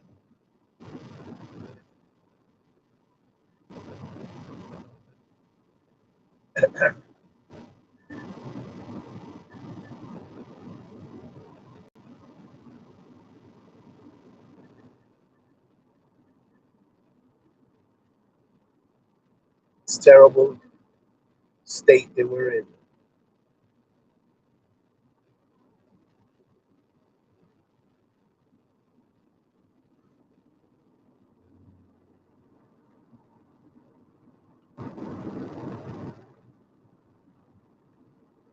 I'm out here in the dark woods. Shit crazy.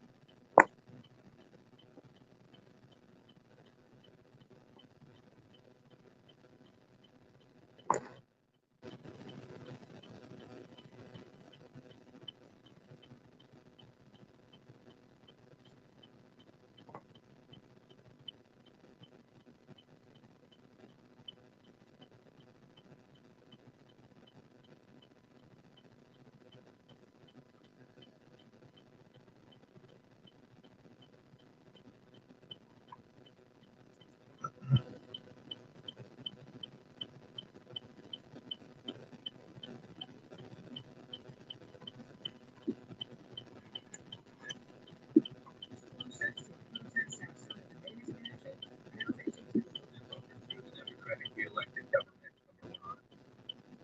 Operation Ajax was the CIA's very first regime change operation. The CIA had been founded in 1947, just a few years before that, and this really becomes the experience on which the CIA cuts its teeth. This becomes the playbook, the proof of concept for why the CIA should exist. Everything that has come later, Guatemala in 1954, the Congo in 1960 and 61, the toppling of the Allende government in Chile in 1973. It all starts here, 1953, Operation Ajax. This is what the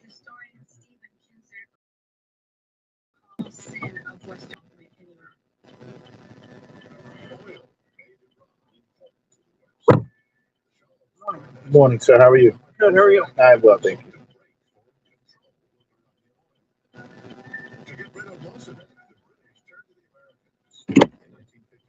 Newark Airport? Yes. Okay. Best way out, should I take the left or go straight? Up to you. Up to you.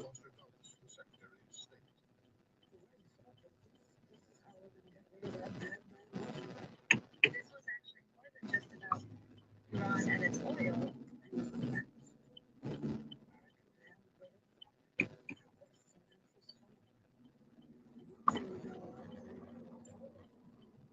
Let's go back and lay out some of the history because the exploitation of Iran's oil actually goes back decades before the election of Mossadegh. That story actually begins all the way back in 1901. A British businessman named William Knox Darcy negotiated an oil concession with the Shah of Persia. Iran was called Persia at the time. British respect us no Darcy obtained exclusive rights to prospect for oil across a very large tract of Iranian territory for 60 years in exchange for just 16% of net annual profits and a bit of cash. Just 16%, which means that 84% of the profits from Iran's own natural resources would go to foreign interests. And even that 16% was subject to accounting manipulation by the company. The Anglo-Persian Oil Company, that's what it was called then, was formed in 1909. So this is the company that would later become the Anglo-Iranian Oil Company, AIOC, and eventually British Petroleum, BP, at its best. In 1914, at the same time that World War I begins, the British government purchased a 51% stake in the company, effectively making it an arm of the British state. This is Iran's oil, far away from England, but it now becomes, in essence, an arm of the British state. An empire beyond the seas. Winston Churchill, and guarded by the British fleet, who was then head of the Royal Navy, wanted to convert the fleet, its energy source, from coal to oil. And Iranian oil was the fuel that powered the British Empire's military, meaning its navy. Mediterranean, the Pacific Ocean, the Great Atlantic, wherever the guns of his Majesty's ships go into action. So you know the old cliche, the sun never set on the British Empire? Well, Britain was a small island, so why did the sun never set on it? Because it was a vast empire. Well, the power that made it an empire was its navy, and its navy was powered by oil, largely Iranian oil. 100 miles to the coast, the oil was great pipelines were laid through the mountains. That oil belonged to Iran. It was extracted from Iranian soil by Iranian workers, but the profits went overwhelmingly to London. And on top of it, the conditions for Iranian oil workers were absolutely appalling. Very low wages, the workers were crammed into slums, they had inadequate access to basic necessities. They carried out strikes, and there were violent confrontations as workers fought to hold the British accountable. The oil workers might have even been somewhat privileged compared to the rest of Iranian society, compared to the other workers, compared to the small farmers. Hunger was everywhere in Iran, in spite of the fact that Iran was on top of this vast ocean of oil, but the oil was owned by British imperialism. By the late 1940s, the disparity had become completely obscene. The Anglo-Iranian Oil Company was paying more in taxes to the British Treasury than it was paying in royalties to Iran, the country from which they were extracting the oil. In some years, the British government's tax revenue from the company was 2 or 3 times what it received. When we get to 1950, only about 19% of the profits from the company's operations in Iran actually went to Iranians. 81% went to British interests and the company shareholders. For Europe and much of the world, our modern civilization is going to depend on the land where it first began, the Middle East. There was an added insult to injury. In 1950, the American oil company Aramco agreed to a 50-50 profit-sharing arrangement with Saudi Arabia, a neighbor of Iran, also possessing huge amounts of oil. Oil of Saudi Arabia beginning to move by tanker to the markets of the world. So Britain was dominating Iran, and the U.S. was dominating Saudi Arabia.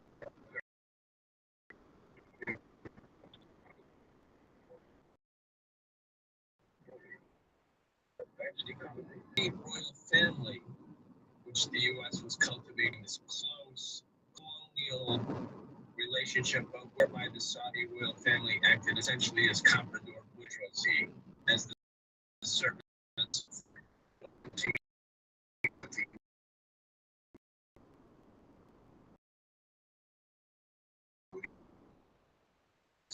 The Saudis were a profit sharing arrangement.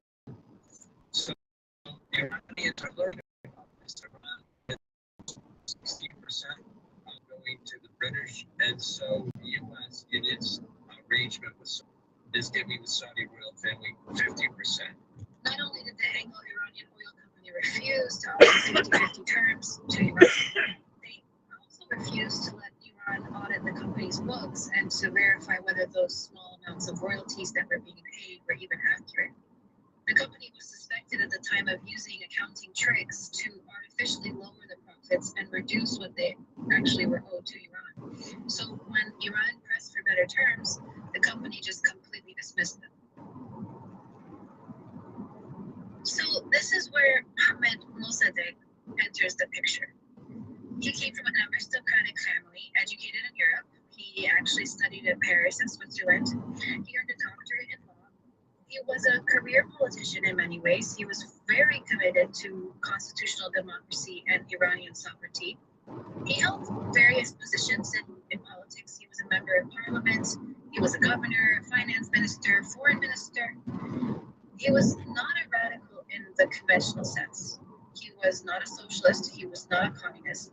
He was a democratic nationalist who believed that Iran had the sovereign right to control its own natural resources, just like any other independent nation. Before he takes the office of Prime Minister, Mossadegh helped establish the National Front. Now, the National Front was a political coalition that had as its central objective the protection of Iranian oil rights. So you see the issue of control over Iran's natural resources. Don't take Skyline Drive here? No, this is Skyline Drive. Before the election.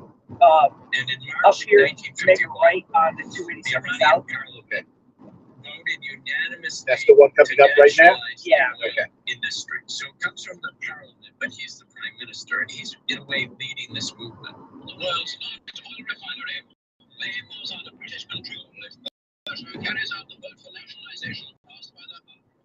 Hope that the Persians will not allow themselves to be intimidated by fanatics in a rash act which will lead to disaster for both countries.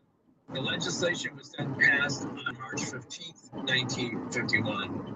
Mossadegh was elected Prime Minister in April of that year, April 1951, specifically to carry out this policy of nationalization, the nationalization of the Anglo-Iranian one way to be a government, and this is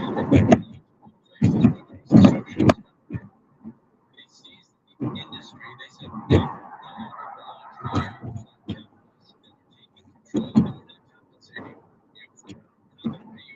it's ours now, belongs to us.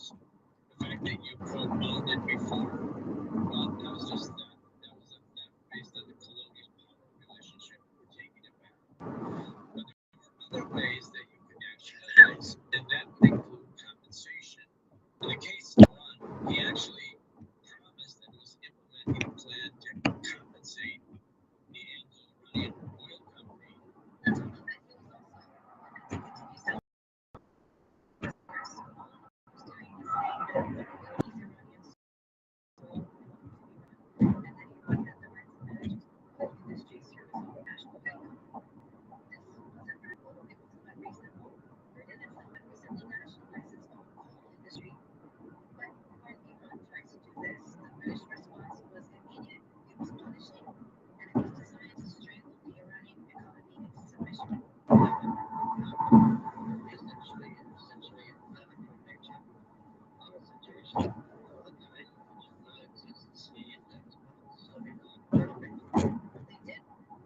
US and the British are working hand in hand, may impose a complete boycott across all of Iranian oil.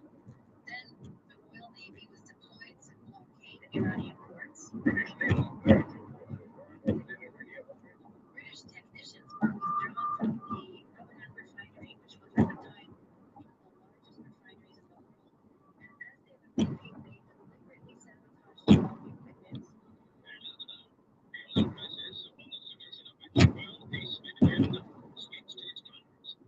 In fact, the British officials explicitly stated they very careful documents that have been declassified since then. They feared that Iran's profit from its oil would become infectious and that it would spread to other resource-rich colonies.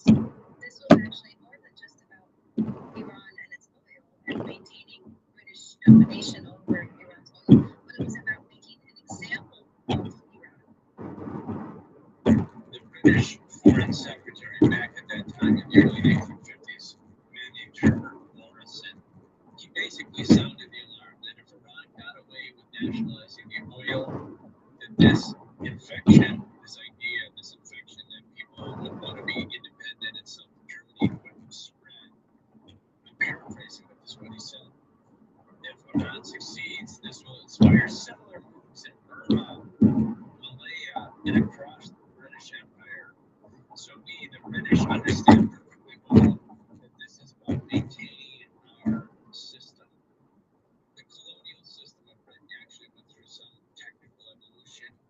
The colonies became part of a commonwealth instead of being just colonial subjects, but they were still, in essence, either colonies or neo-colonies. The nationalization of Iran's oil takes place in 1950. What else is going on in the world at that time? The most important single event going on outside of Iran is the war in Korea. Korea is a small country, thousands of miles away. What is happening there is important to every American. The war in Korea begins in June 1950. Korea is divided by the U.S. and the Soviet Union at the close of World War II. Because the Soviet Union and the United States had been allies in World War II. They were fighting a common foe, which was German fascism and Japanese imperialism. But as soon as the war ends on August 15, 1945, and the Japanese are forced to have an unconditional surrender to American officials.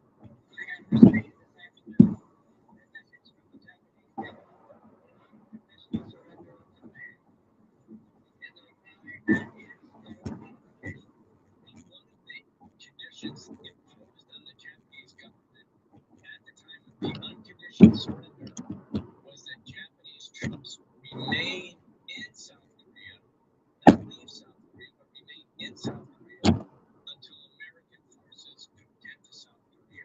Why?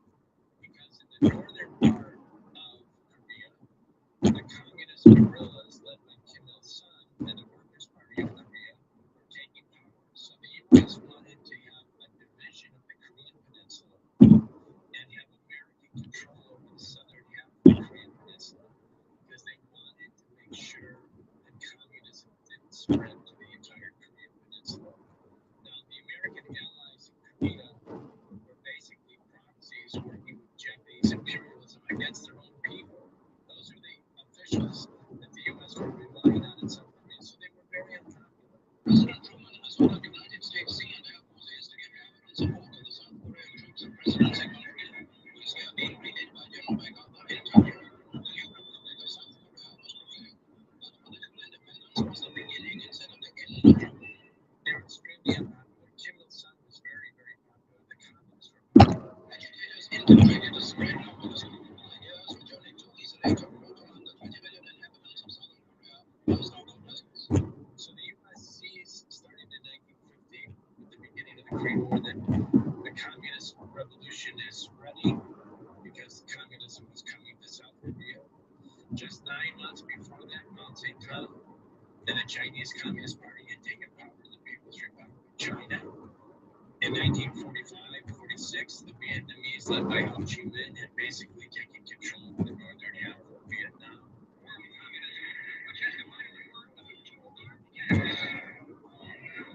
The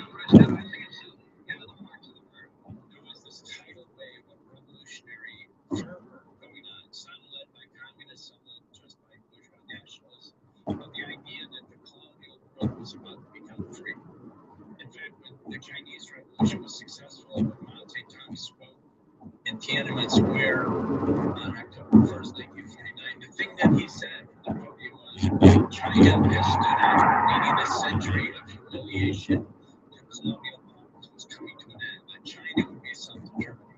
Didn't really talk about communism per se. He said China has stood up. So it's this spirit of independence. So the Americans, but it's not just the Americans, the French, the Portuguese, the Italians, the Japanese, all of the former colonial powers are seeing their empires basically come apart because of this rising tide of national liberation. So there's one element is to really fight the revolutionary offensive by the oppressed peoples of the world, the colonized peoples of the world that's running all around the world. And at the second time, it coincides with the anti-communism. The two things go very, very closely together. Something else that was happening in this time period, late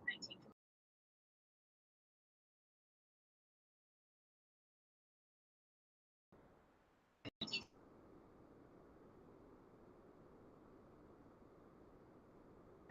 The European country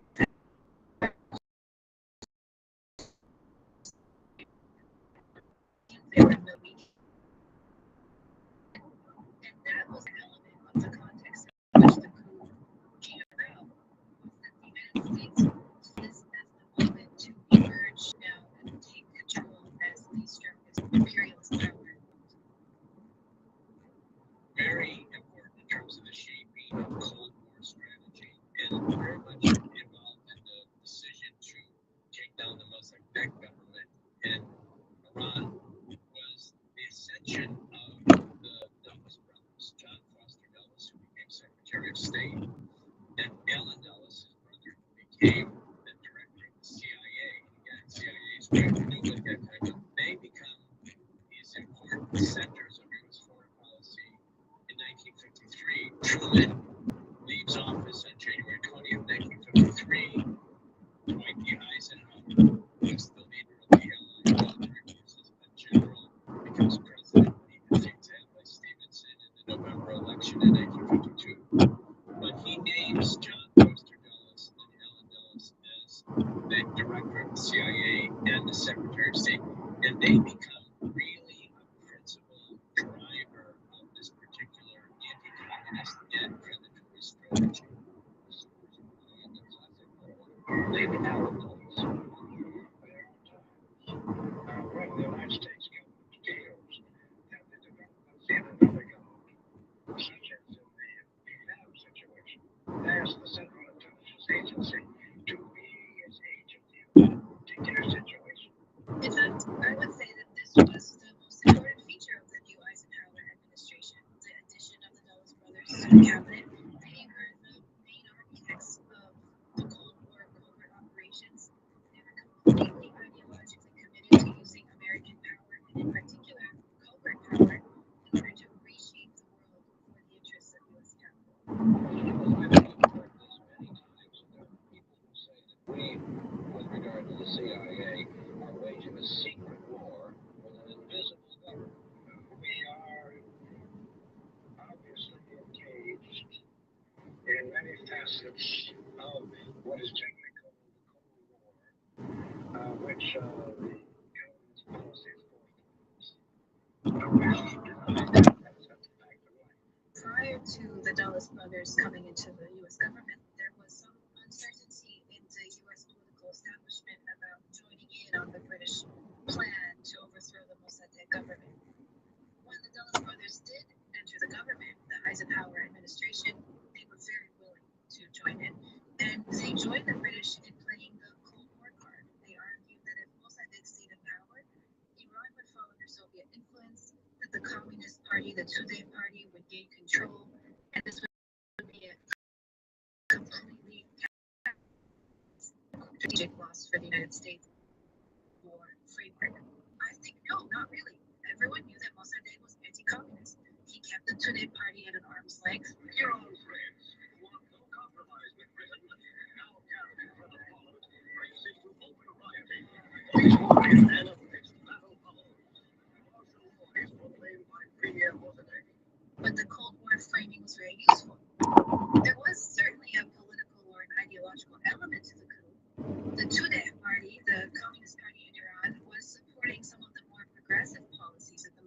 government, including the nationalization of oil fields in Iran. And the Tudeh party was a very significant political party in Iran. They were very supportive of the Soviet government. It was a major factor in Iranian politics, no question about that. But the anti-Soviet and the anti-communist labeling of the CIA British coup was, at least in the main part, a disguise. The main goal of this operation was not to stop communism. This was a predatory operation for oil, for the control and ownership of oil, but it coincided with a very, very strong political agenda that had anti-communism right at the very center of its planning.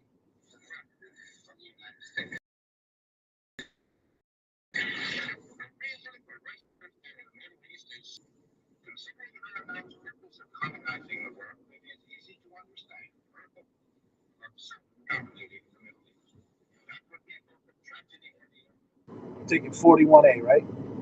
What's that? 41A. Yeah. Yeah.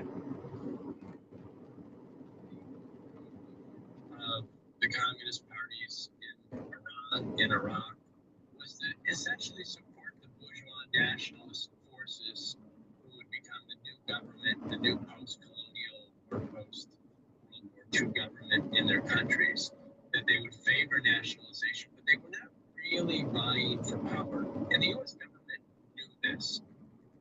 The Soviet Union was not encouraging these communist parties to take power either, because even though they looked to the Soviet Union politically, the Soviet Union's main objectives during this time period, and this started immediately after World War II, first with Stalin, who dies in 1953, and then in the early 50s is being replaced by a new generation of Soviet leaders, most notably Khrushchev. The orientation of the Soviet foreign policy was not to spread revolution in the Middle East, in Europe, or anywhere.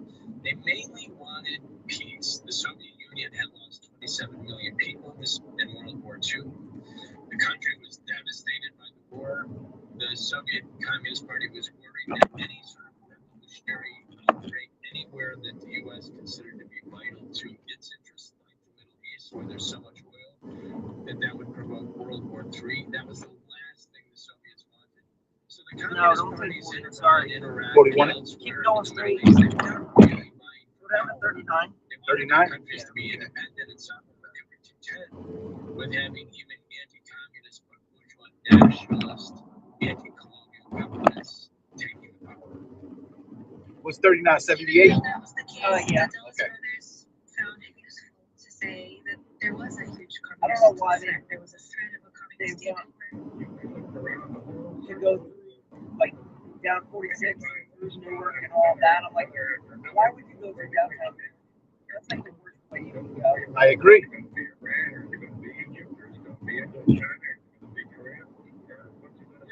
They were using this as a cover, and it was successful because by early 1953, Allen Dulles had approved an initial $1 million, which at the time in 1953 was an absolutely enormous sum of money, and that $1 million would be used by the CIA station in Tehran to bring about Mossadegh's downfall.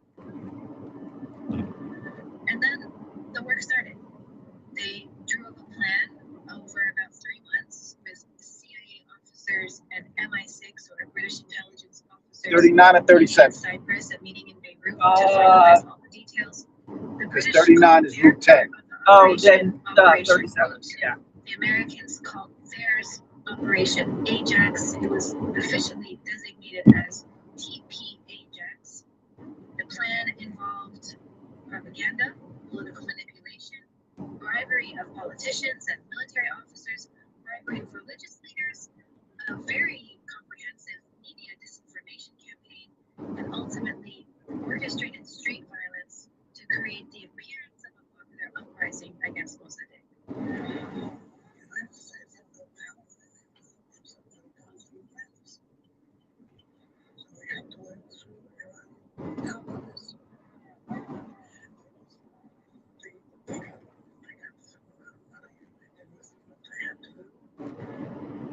The operational leader on the ground.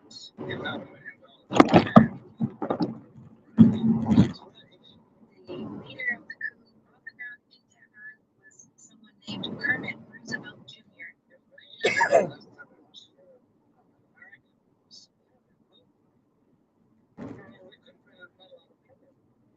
is the grandson of President Theodore Roosevelt.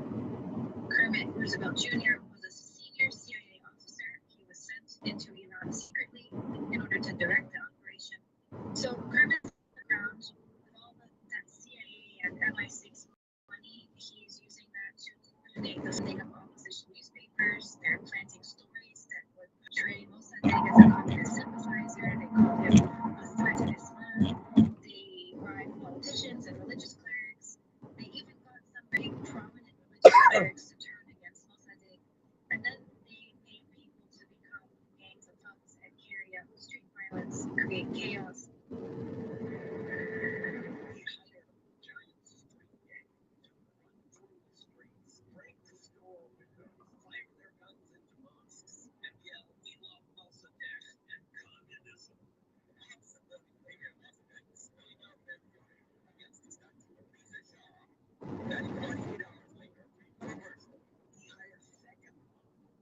To attack this first Tehran was caught up in violent street fighting for days, and nobody on either side realized they were being paid by the CIA. The plan was for the Shah to eventually issue a decree appointing General Fazlollah Zahedi as the new prime minister.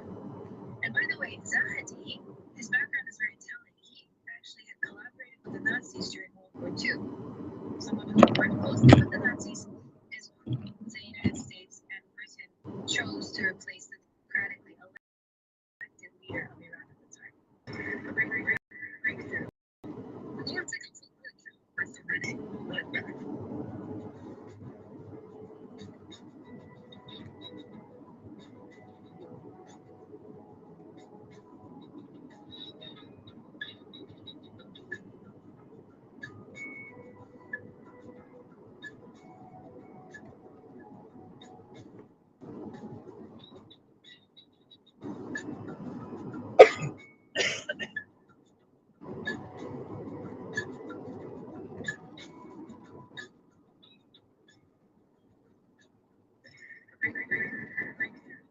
Back to Puerto Rico, the best victim is Francis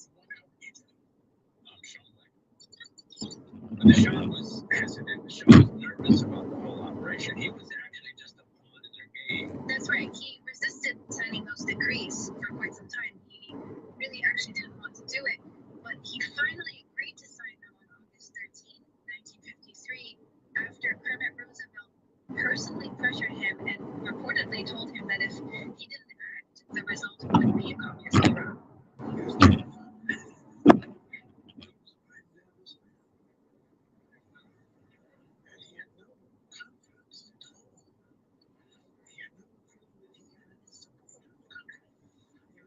But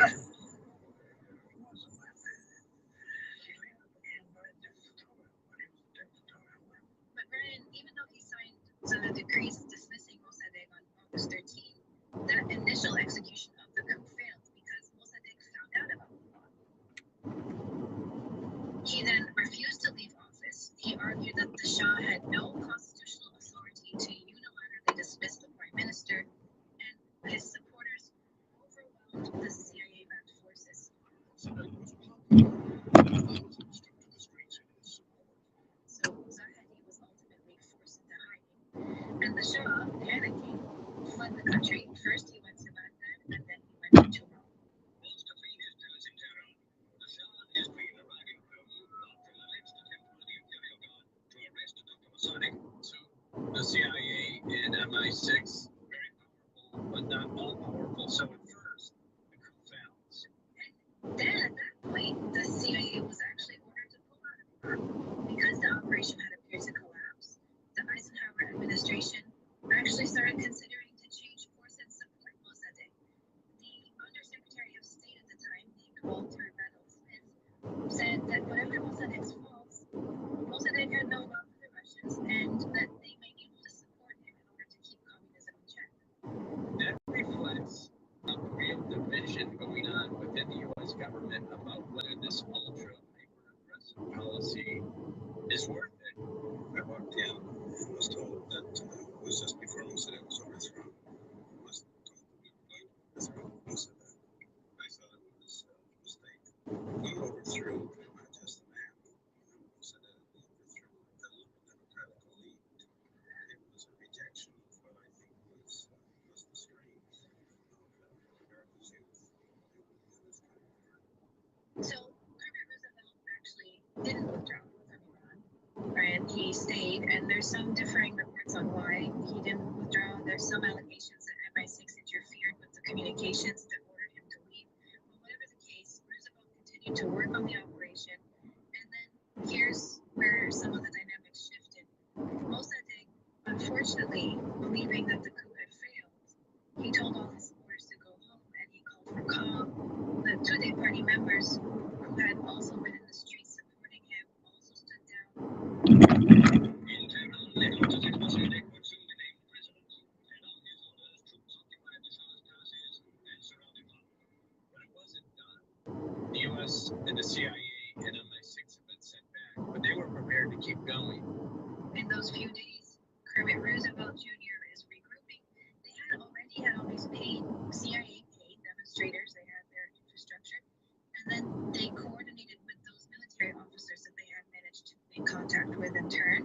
So the result being that on August 19th, just a few days later, violence erupted across Tehran.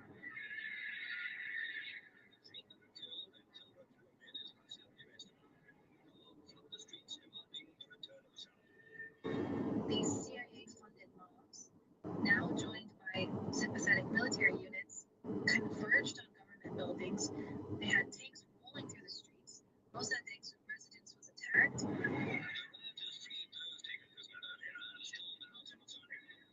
of people at least died in the fighting. By the end of the day, Zahedi had come out of hiding. He had taken power, and the coup was complete. Former Premier Mossadegh's ruined house is a mute testimony to 3 days of bloody rioting, culminating in a military coup from which the one-time dictator of Iran fled for his life. His car, as well as his home, is a shambles. General Zahedi, military strongman, will now have a strong voice in the newly formed government. Iranian oil may again flow westward. This was John Foster Dulles, Kermit Roosevelt. And by succeeding here, then it sets the stage for many, many other regime change operations. Is it possible that there may have been American agents in the Congo who turned up later in Laos? Are these men engaged in these battles around the world? Yes. Even in Tibet, rebels fight the Chinese communists versus the CIA. If it were held, the CIA would make the snowman.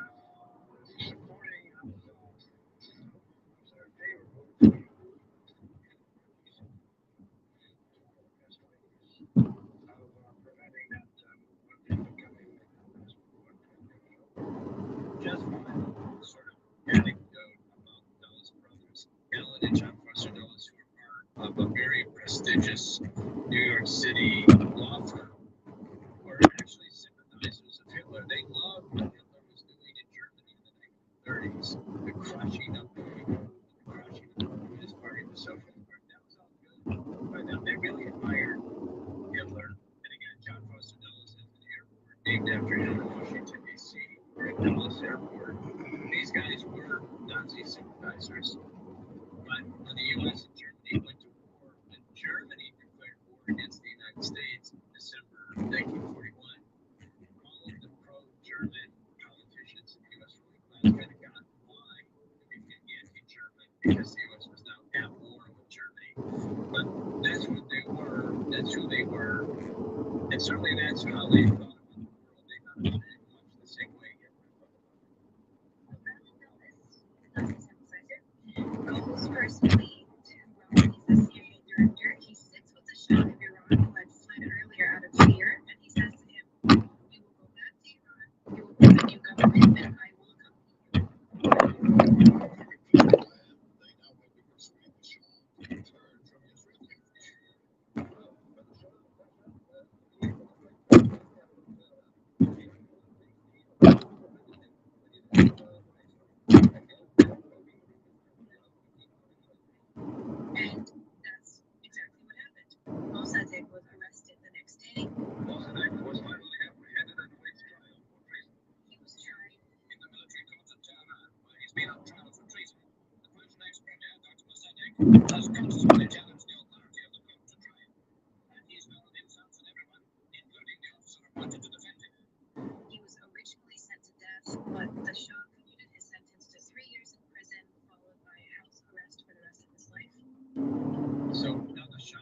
power.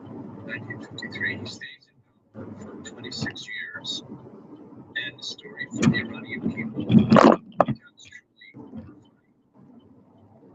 Not only does the Shah impose, along with the CIA, which trained the Iranian secret police Sabak, but they also use the Shah. Armed in a team by the Pentagon, the Shah became the largest importer of U.S. weapons anywhere in the Middle East at that time. But the Shah acts as the policeman for U.S. interests in the Middle East.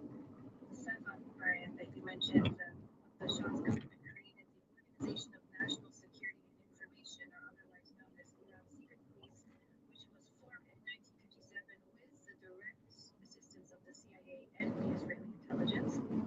The CIA assigned a liaison team of 12 officers who set up shop in Tehran, and they taught classes in tradecraft, intelligence analysis, and something that they euphemistically call interrogation procedures, which is a convenient name for what they actually meant to say, which is torture. The person in charge of all of this was Major General, who is the father of the Gulf War commander, Norman Schwarzkopf Jr. Major General Norman Schwarzkopf Sr. was the one who was in Tehran training the security forces that became Sabak. He's directly involved in instructing the Sabak personnel on torture techniques, which, according to experts, were based on the German torture methods from World War II. And what Sabak did to the Iranian people is well documented. They became one of the most feared organizations in the world, actually. At its peak, they had thousands of agents and a very vast network of informants that penetrated every single level of Iranian society. They were monitoring journalists, professors, labor unions, student organizations. Also, was controlling these supervision committees and among sorts of factories and everywhere offices, they had these supervision committees that they were just having files on everybody's activity. They operated their own detention centers, and their methods of torture were systematic and extreme. They included electric shock, severe beatings, extraction of teeth and fingernails, other methods that I won't detail on the show, but they are very extensively documented. Because everybody, and there would be some people torturers would come and just to have fun. That's what they were enjoying it. They were just sadists. And there's another element of this.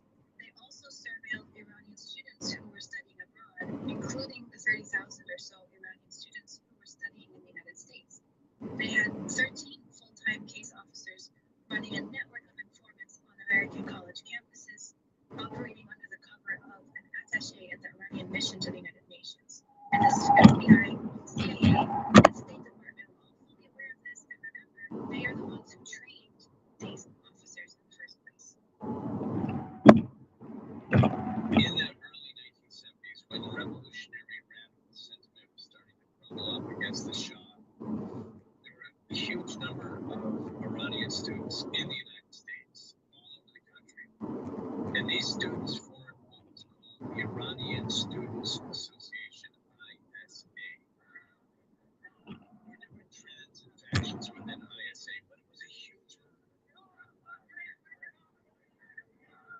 here in New York City, where we're recording the show, Iranian students were having demonstrations all the time against the Sabak, against the Shah. And routinely, Sabak agents operating in a clandestine way would capture some of the students. I can remember a protest that I was at with the ISA, with the Iranian Students Association, at the Waldorf Hotel. The protest was against the Shah's wife, who was visiting the Waldorf at that time, and she was a major political player. And some of the students were actually grabbed by Sabak agents and brought into the hotel, into the basement of the Waldorf, and brutally beaten, tortured right there in the hotel. It was understood by all the Iranian students that if you were active in the Iranian student movement, you or your family were subject to extreme retaliation.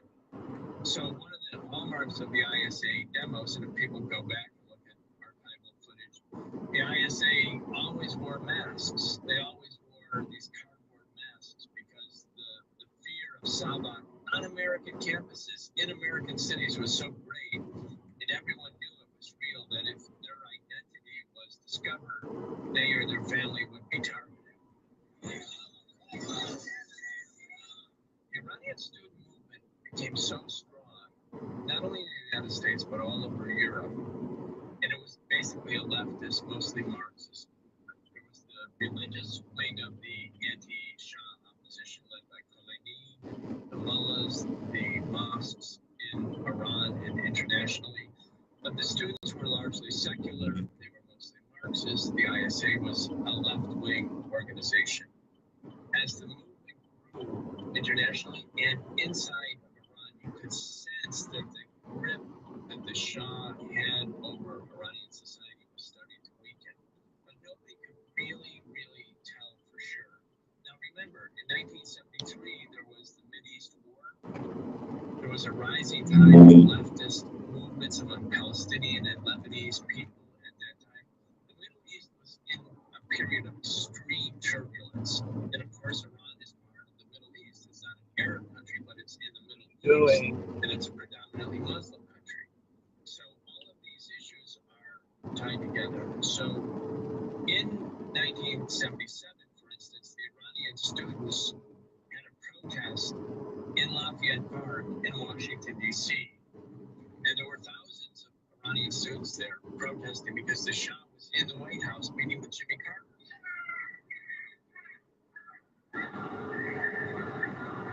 When the Shah and Carter came out, I think they were in the Rose Garden and people could see them. Somebody blew a whistle and all the Iranian students started charging towards the White House. They had picket signs. There were U.S. Park Police there. The U.S. Park Police unloaded this huge amount of tear gas in Lafayette Park against the Iranian students. And then the Shah and Carter were standing at the White House. At the time this whole drama was quickly unfolding, they became the targets of the tear gas themselves because the winds changed. And so the wind blew the tear gas back into the face of the Shah and Jimmy Carter. And you could see, and the people in Iran could see that they were both crying from tear gas in Washington, D.C. So obviously things were starting to come apart. In 1978, President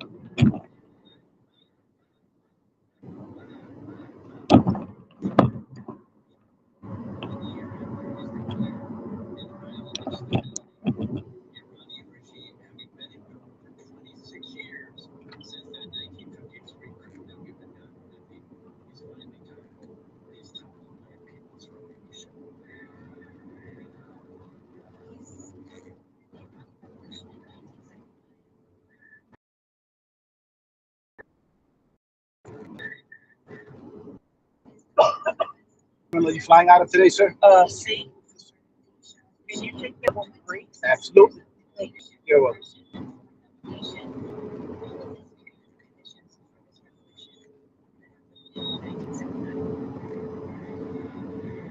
This was a real people's revolution. Nobody knew for sure who would be the leader of the revolution. Frequently, when there's a revolution, different tendencies and factions temporarily unite against the sun. In the case of Russia, it was against the sun. In the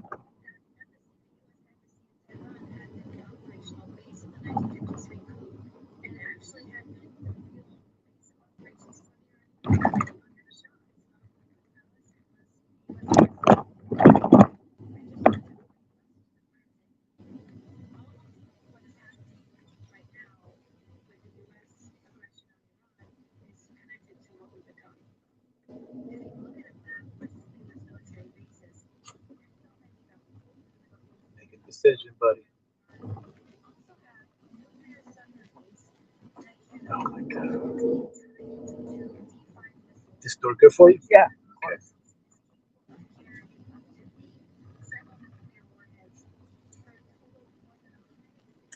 Okay, sir. Travel safe, sir. Thank you. You're welcome. Good day. You as well.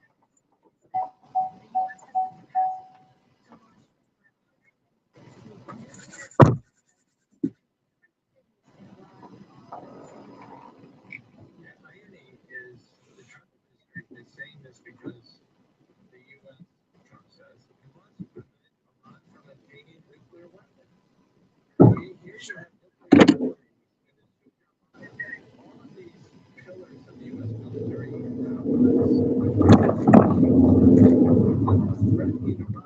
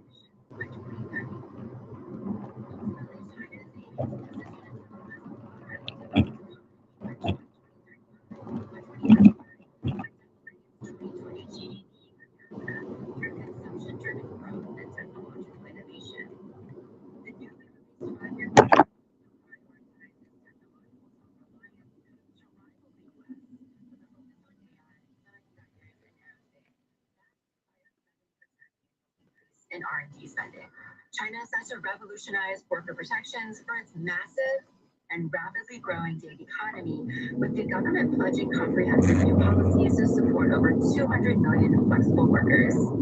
The 2026 Government Work Report reveals a strategic shift towards inclusive social security programs, specifically targeting delivery riders, ride-hailing drivers, and live streamers who have previously lacked traditional labor protections.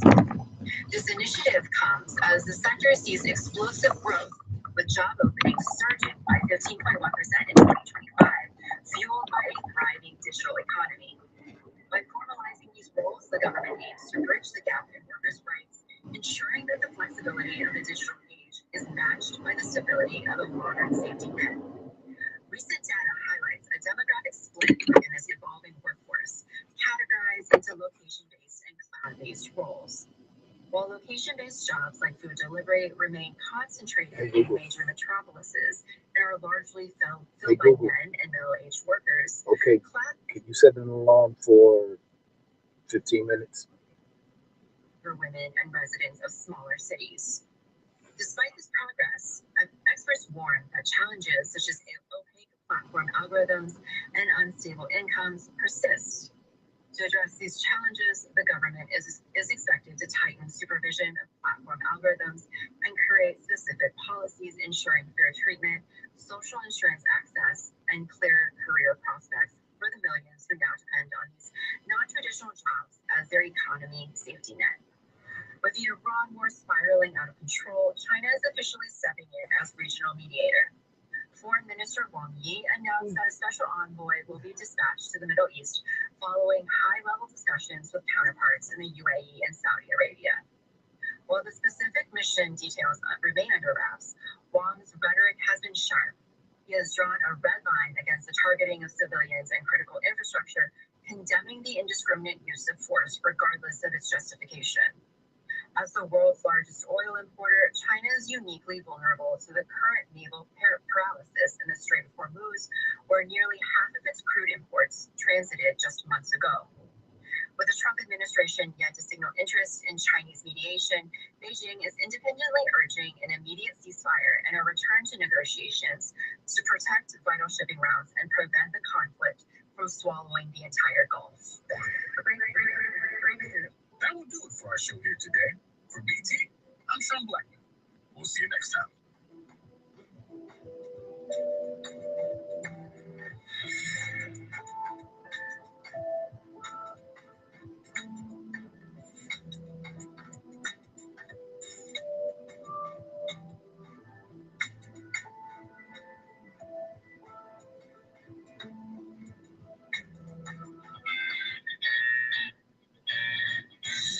A station dedicated to and sponsored by its listeners.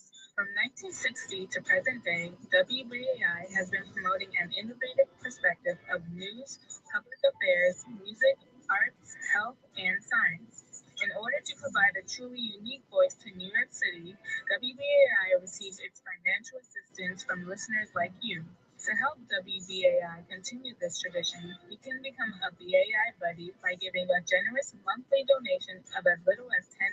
It's a safe, secure, and simple way to support your local station. To become a BAI buddy, go to give2wbai.org. That's give, the number 2, WBAI.org. This is Stephanie Wells, Executive Director of Pacifica Foundation. Congress has defunded public media, threatening the survival of television and radio stations that provide trusted news, emergency alerts, and vital community connection.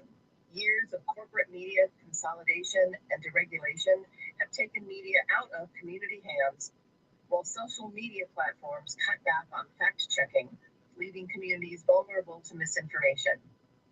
In this time of social crisis and climate emergencies, local stations provide vital information for keeping our communities safe. You can help by supporting and donating to your local community media. This message comes to you in solidarity from the Pacifica Foundation. You are tuned to WBAI. 99.5 FM. They're gonna get me my freedom! Streaming on www.wbai.org. freedom of speech radio.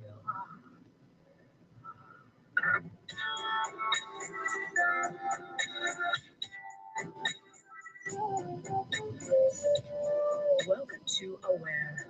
We are dedicated to communicating information that inspires your positive growth and change. Are you interested in a peaceful planet? Are you interested in optimal health? Are you living with purpose? Are you enjoying your life? We realize each person can make a difference, and our mission is to empower your awareness.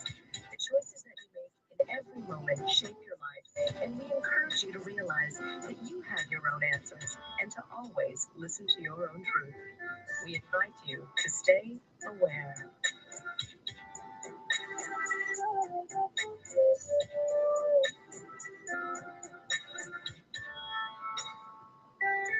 Hello and welcome to the Aware Show. It's great to be with you today, and it's truly a joy. It's truly a joy to be here and have you join me for this conversation that inspires our positive growth and change and moves us forward in our humanity, basically. What we have always done with the Aware Show.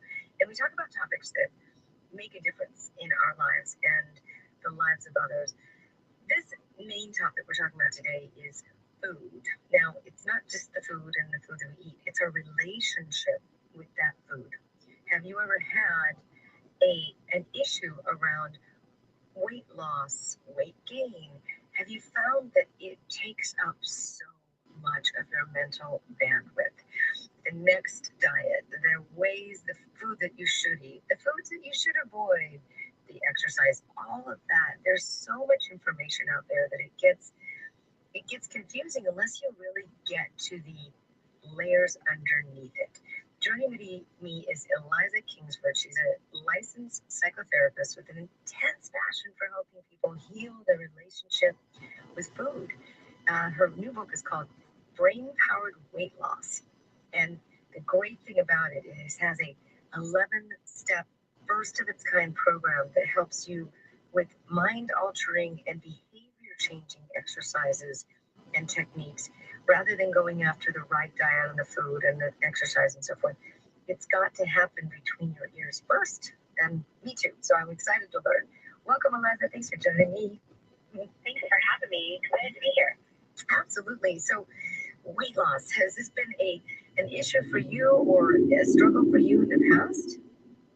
You know, I think in its typical form, honestly, no. However, body image struggles, being preoccupied with my weight, being preoccupied with food choices, what to eat, what exercise to do, how to be healthy, that has definitely been something that's been a part of my life for a very long time. I was an athlete in high school, and I was exposed to, body image issues and the struggles around that, being associated with our relationship to food and the body and how they were all intertwined.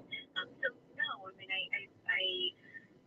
have not been traditionally overweight in a sense, but I would say that hasn't been terribly different from where my cognitive space has been at times. Well, it's definitely a nationwide epidemic where people are not only realizing that food has a lot to do with your physical shape, but also emotional, and that the gut biome has everything to do with mood and behavior.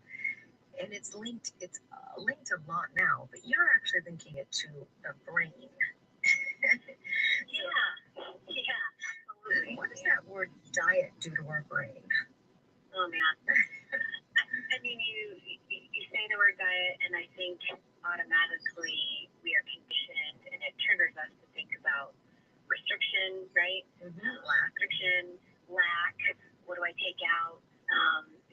What am I in a lack of? What can't I have? All of those things start running through the mind without even intentionally thinking about it. And in reality, we all have a diet, right? We all have a collection of foods that we eat on a daily basis, which is our diet, right? But we use that term, or that term I should say, has been used now so mainstream that it automatically triggers those feelings of lack and restriction. Right. And it also is, let's talk a little bit about emotional eating. In in my case, I eat sometimes when I need to stay awake, or if I am doing mundane, like office work stuff, I will have something to munch on just to keep my brain fed. It's an emotional relationship with food. I probably still do the same amount of work if I don't eat crunchy, salty things. But how much of what we do is emotional eating? Yeah, I mean, the big one, a lot, I would say. The big ones, habit, boredom, stress, right? And what you're talking about sounds likely a lot like habit. You probably started at one point and where you had some food when you got really tired, and then it became almost like a Pavlovian response. So most people will recognize that famous scientific study where the dog was conditioned to salivate at the sound of a bell, even when there was no food, right? And so for you, what you just described in 3 sentences, so I'm making this all up. When you're working late at night, that has conditioned your brain to salivate like the dog, or say, "Oh, I need food," in order to keep me awake. Whether or not you actually do or not is another story.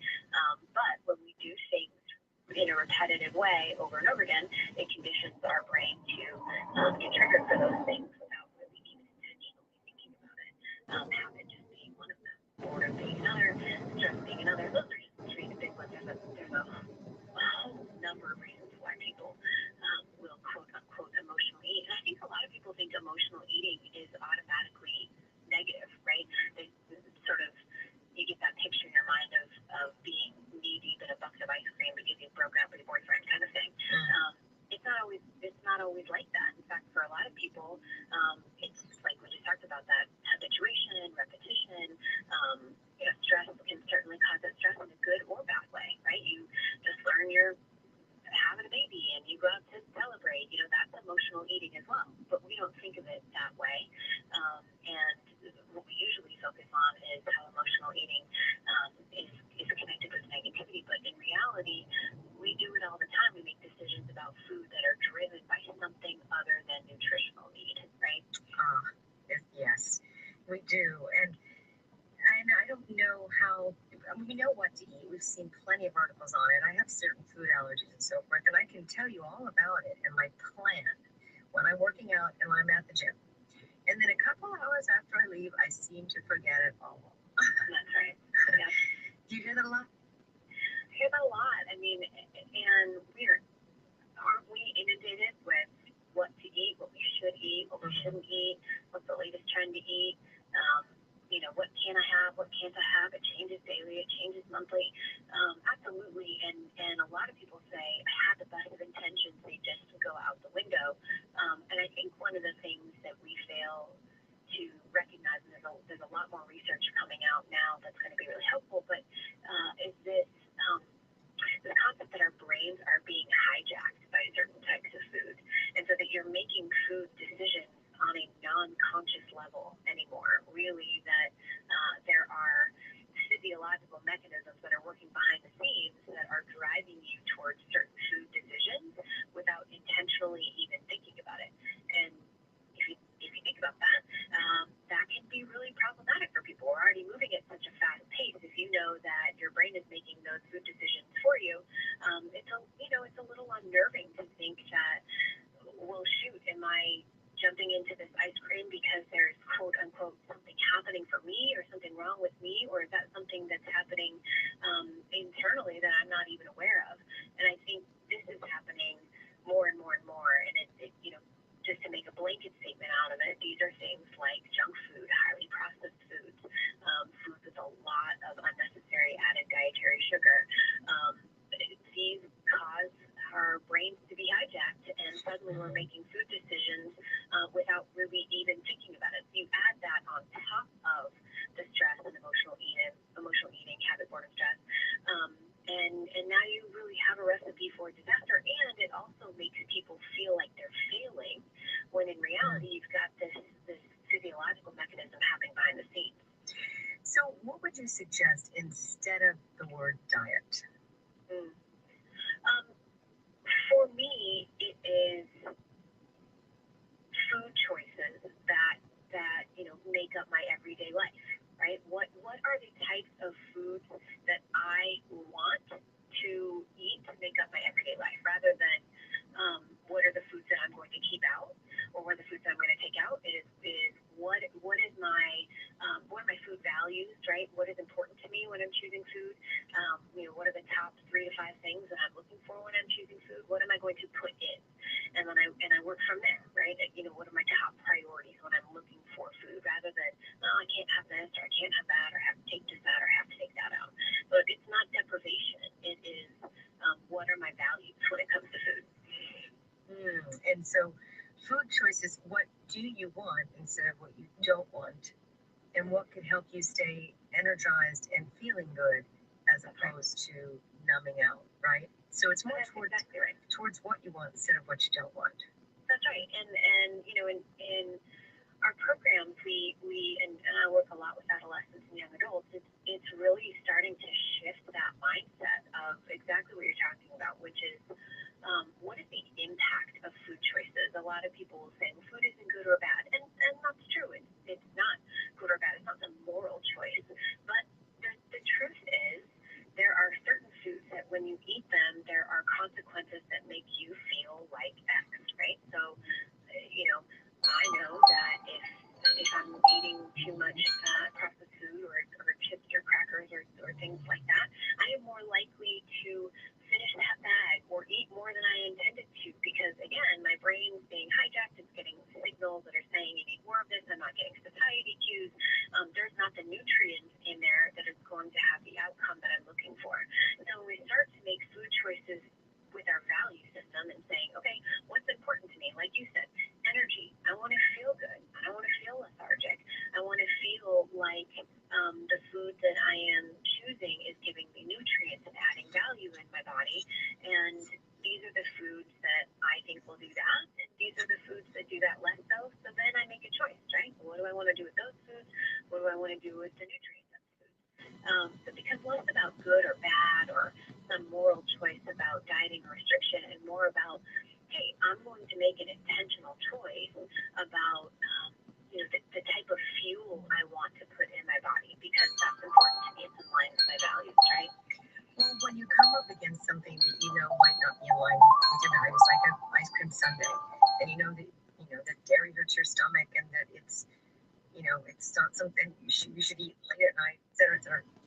Well, how do you not get hooked by the food and the feeling and the emotion and the time, and not feel also like you're depriving yourself? How do you really make that decision for good and not have any regret around it? Yeah, so so a couple things. There are quite a few exercises in the book that you can practice in repetition, where when you're looking at changing your mindset, which is like a muscle. It's your mental muscle.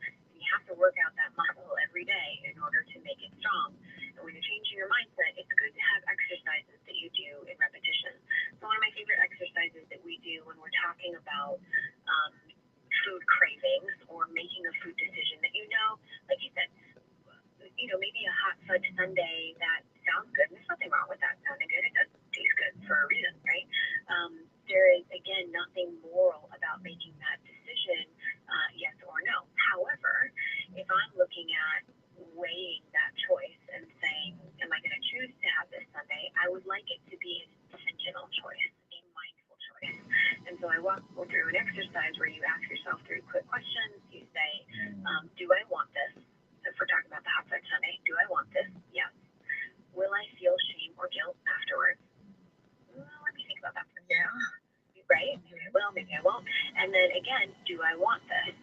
And then you make decisions from there. So I'll walk you through it for a second. So if you feel, if the answer to will I feel shame or guilt afterwards is yes, and then you're asking yourself a third question, do I want this? You might say yes to all 3. Do I want this? Yep. Will I feel shame? Yep. Do I want this? Yep. Okay. Great. Do I want the shame or do I want the food? That's right. And for some people, they will stop at some point along the way on those 3 questions. And for some people, they will say, you know what, I might feel some shame and guilt afterwards. I still want it. Okay, great. Then we do a chaining exercise, which which is if I'm going to choose that Fudge Sundae, now I've made a mindful choice to choose it. I've kind of walked myself through, I know it's not in line with, my plan. I know I might feel some shame or guilt afterwards. I'm still going to go forward with it. Great. You're making a mindful, intentional decision at this point. Then what do you want to do? There's a lot of things to do from point A to point B with the Hot Fudge Sundae. Do you split it with someone? Do you take 3 bites and really slow down and mindfully enjoy those 3 bites and then throw it away? Do you, how many bites you're going to take? Are you going to split it? How far do you have to go to get it? There's all kinds of things. People make so many food decisions all day long. It is not an all or nothing thing, right? There's a lot of steps from point A to point B where you can shift or do something different than you did before or move in the right direction. That shame and guilt is a piece that we work on a lot though, which is, okay, where did that come from and why does there need to be shame and guilt around it? And there's a lot of work to be done around that shame and guilt, but even just recognizing that you might be making a decision that somewhere is not going to make you feel very good later is an intentional choice, and it's something we can work with. You can move from that if you are slowing down to mindfully make a decision. I see. Well, that actually really, when you break it down like that, it helps a lot. That's a perfect example. Do I really want this? And maybe if I get it, can I split it with someone and then really enjoy the 3 or 4 bites you have and then be okay with that? Be done. And therefore, you're not having lack. You're still enjoying the time, especially eating out when you're with people.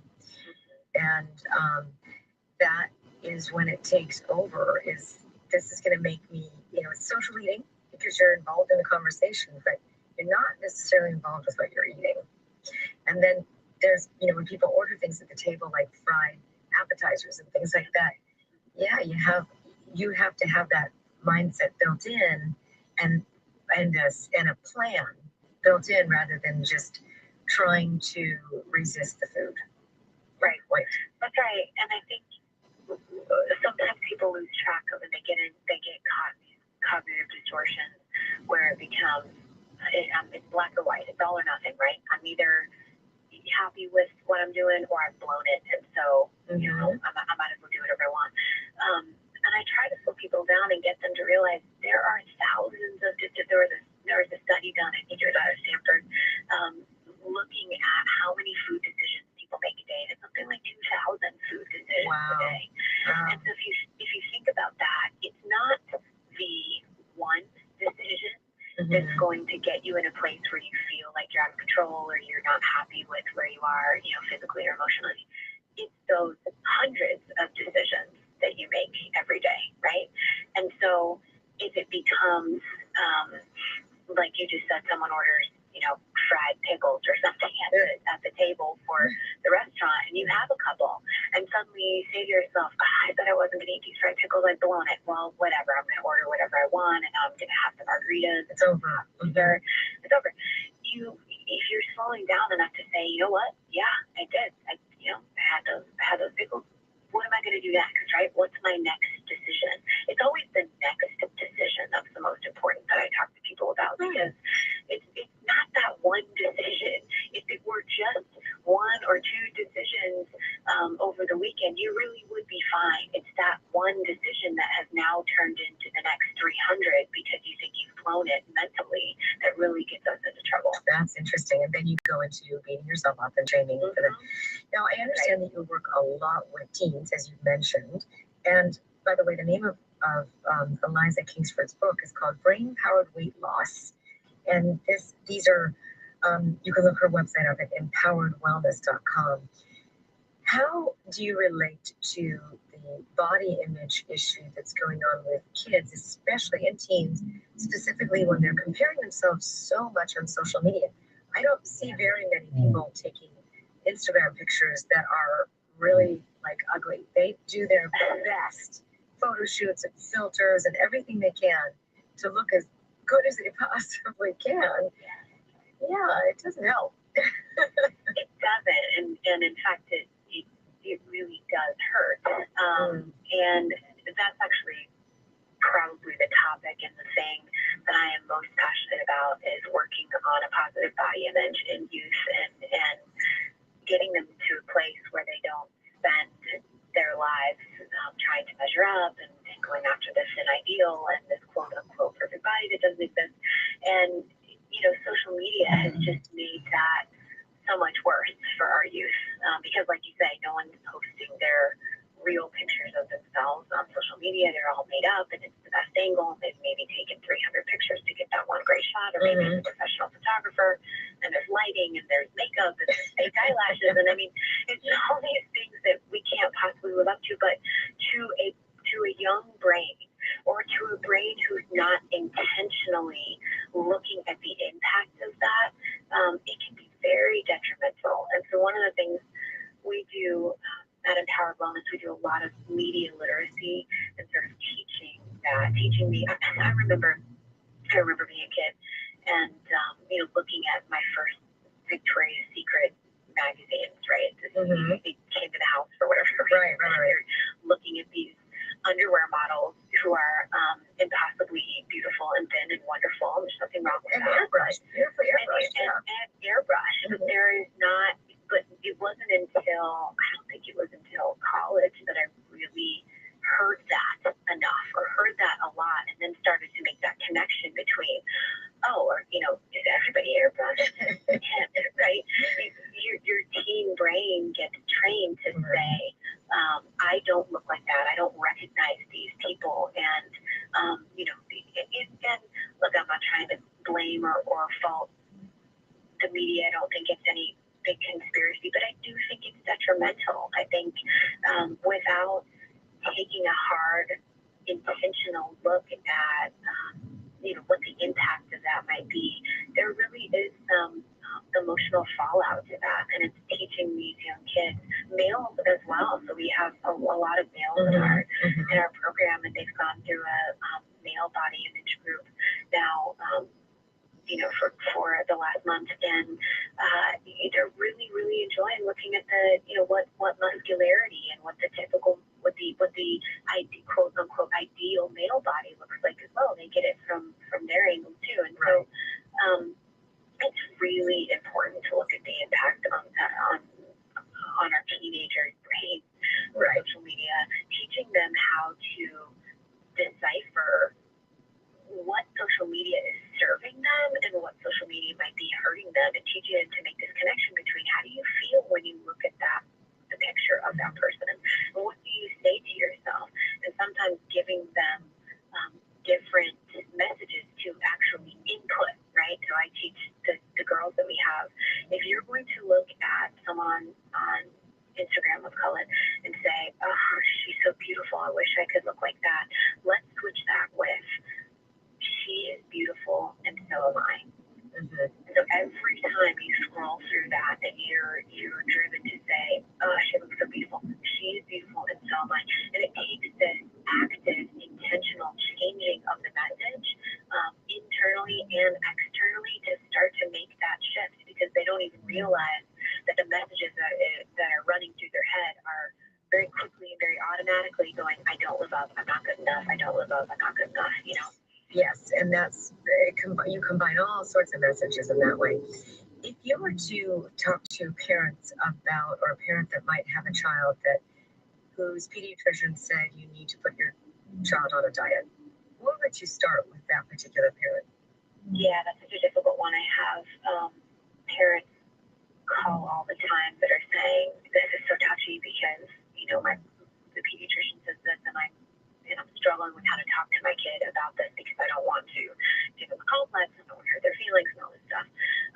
The other side of my work, what's so interesting is, yes, the body image piece is my passion, and it's something that I'm really committed to. But the other side of my work is the fact that we do have, you know, over 70% of our country is considered overweight or obese at this point. Those are just facts. Again, nothing morally good or bad about that, but it does come with health complications and medical complications. And kids who are overweight or obese have a 200 to 400% chance of becoming overweight or obese adults, and that comes with its own host of complications as well. And so it's important to me that at a very young age we can start to change the trajectory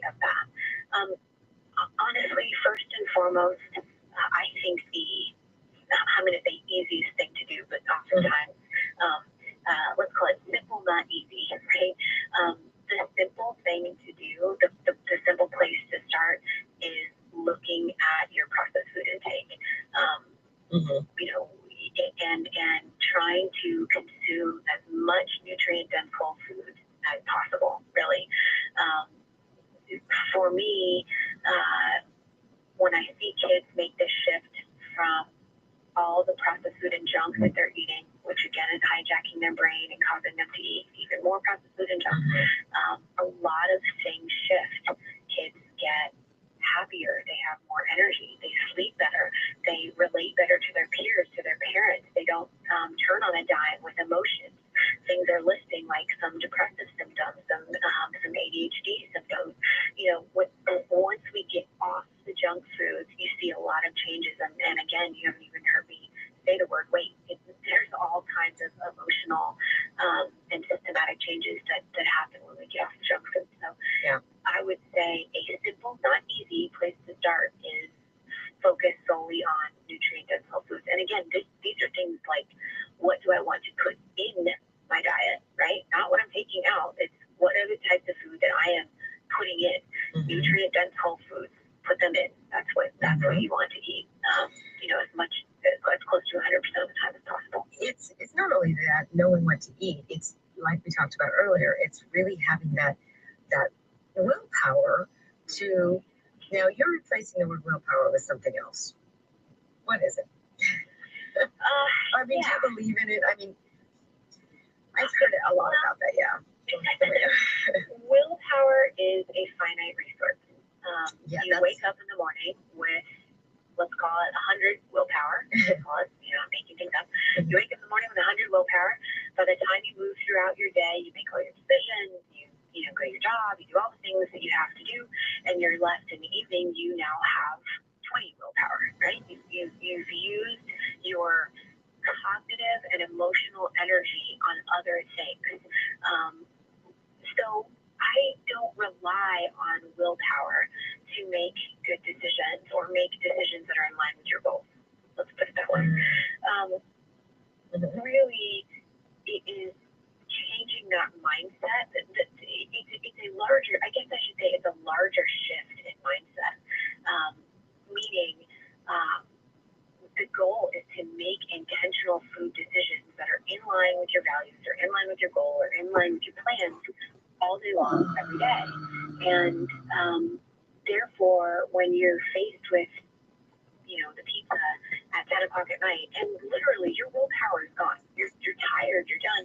You're not relying on that finite resource. You're saying, I'm going to make an intentional or mindful decision about this. And it may be to eat the pizza. But then even then, it is, I can eat 3 bites, and I can eat 2 pieces, and I can eat, I'm going to share it with someone, and I can eat 1 bite, and douse it with water, and throw it out. There's all kinds of decisions to make. So when you say I'm replacing with something, yes, it's a small technicality. I'm replacing it with mindfulness or intentional decision making. Okay. All right. So that's a good way of saying it. Replacing it with mindfulness. And what you said earlier about really paying attention to that art of enjoying it and eating it. You tend to, especially if you eat in front of the television or if you're eating while you're on social media, the intention doesn't go towards the food. It goes towards whatever it is that's distracting at the moment. What about the genetics factor? If your parents were overweight or your brothers, sisters are overweight, does that necessarily have to be the same for you? The answer to that is yes and no. We do know that genetics do play a factor.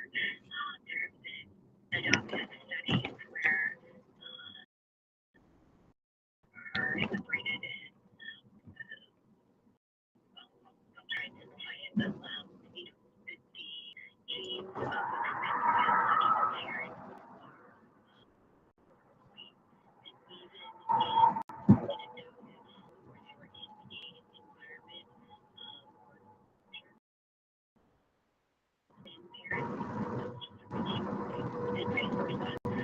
in fact, the results of those studies have shown that the kids who had the thin adoptive parents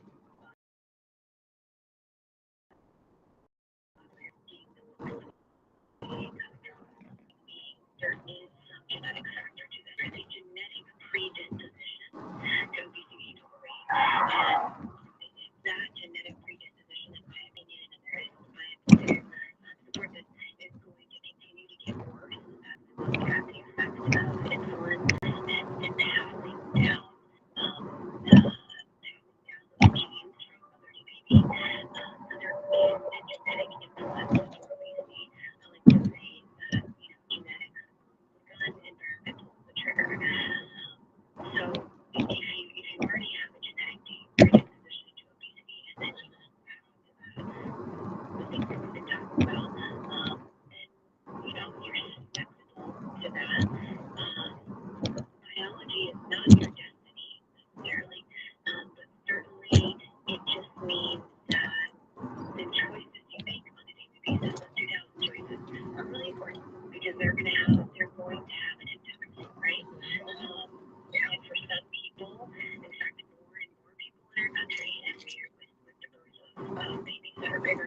and that are obese before the age of 6 months, those types of things, we are showing signs of sort of breeding obesity, and we need to pay attention.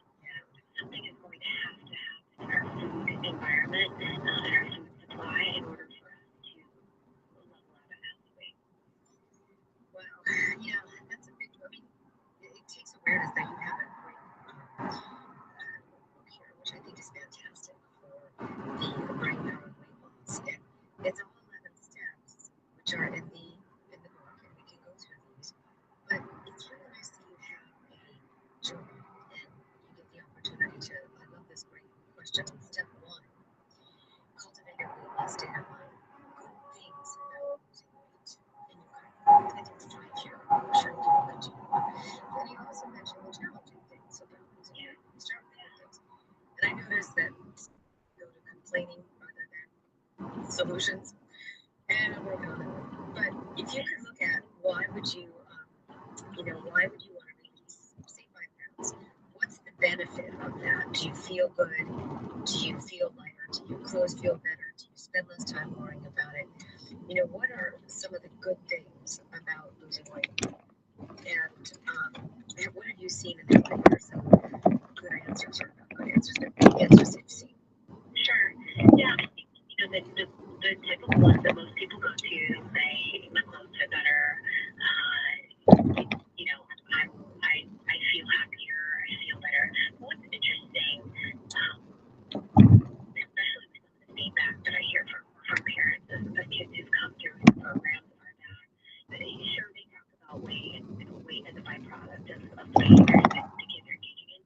But what they say over and over again is, my kid's miles brighter. They're a different person. They hold their head higher. Their shoulders are back. They're standing taller. They're more confident. And I think some of the things that people underestimate, that they will say, oh yeah, when I lose 10 pounds, I'll be more confident. The truth is, where you're feeling that confidence is that you engage in behaviors over and over again. You are kind to your body, you were kind to your mind, you were kind, you were kind and in alignment with what your body needed, and that is what makes people feel good. They'll say, oh yeah, I feel really confident because I lost 20 pounds, and that's kind of the easiest thing to jump to. But it's more about I was able to accomplish this thing when I engaged in these consistent behaviors over time. That makes me feel really good. It increases my internal locus of control. And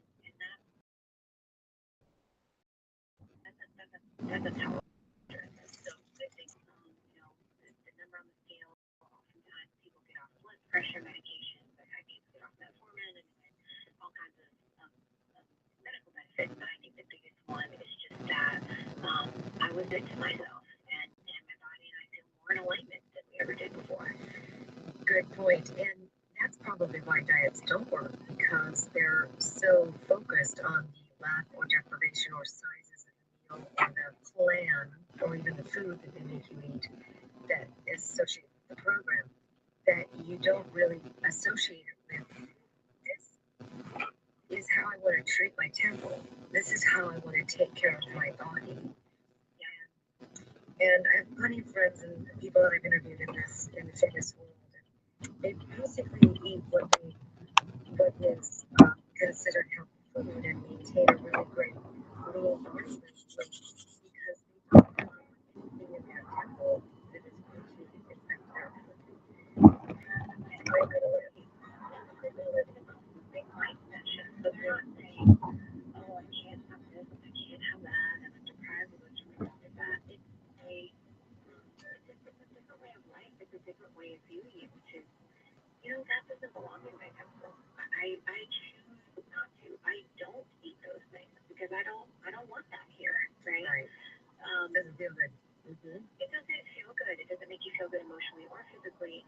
And I think one of the biggest lessons we teach is you cannot hate yourself into loving yourself. You cannot fight this body. You cannot fight yourself. You cannot hate it. You cannot put it down. You cannot wrestle with it and end up in a place where you are happy, right? So it's not until people find that alignment with, okay, I'm going to talk to you, you're going to talk to me, body, let's figure out how we're going to do this, and kind of settle into a natural cadence of weight that feels right? So we sit down fighting and dieting and restriction, because dieting restriction comes you know, I hate you, why won't you do this thing that I want you to do? But, right? There's all this beating it up and you're not aligned and you're not giving me what I want. And that never works for people. And so it's really resetting that mindset to say, all right, we're in this together. I got you, you got me. That's great. Right? Like, let's figure out how we're going to do this thing going forward. A lot more friendly to yourself.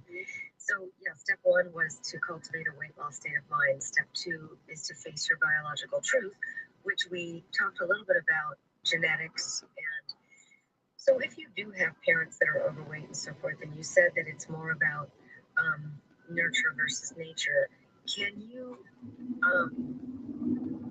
tell us about what to do if you have an overweight parents and want to maintain a healthy weight?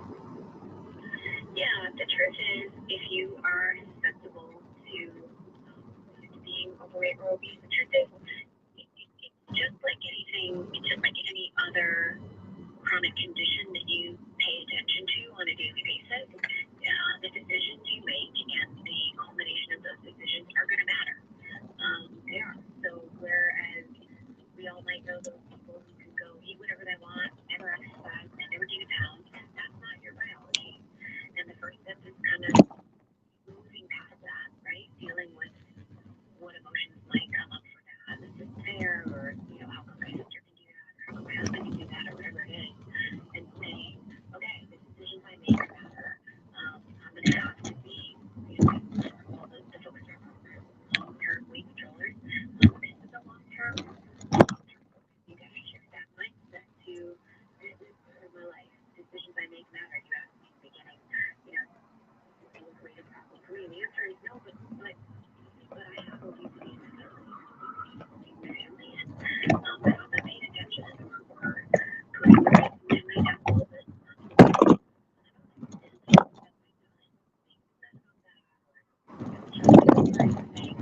By me and letting my husband eat whatever he wants to his weight, and he did.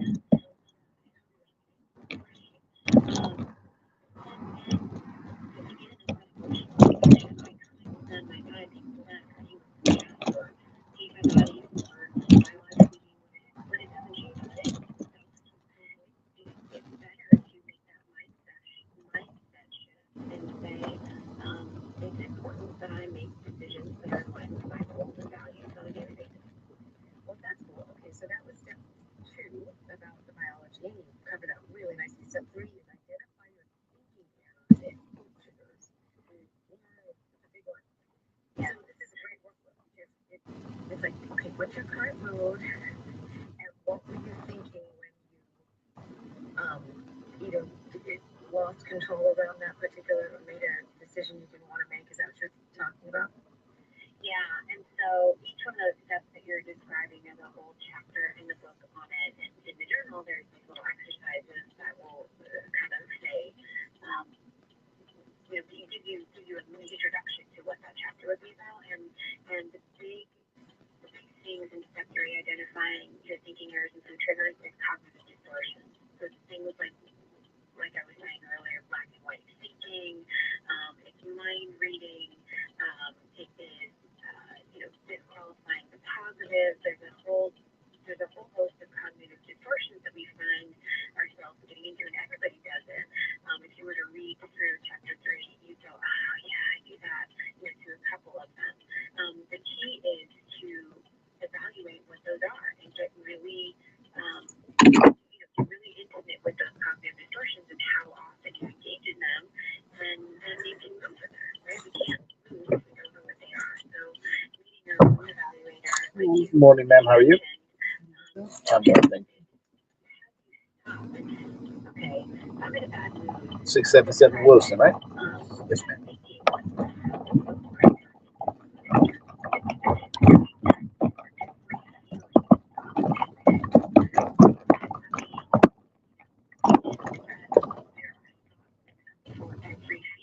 And the more you can start to look at that connection, the more opportunities we have to make some shifts.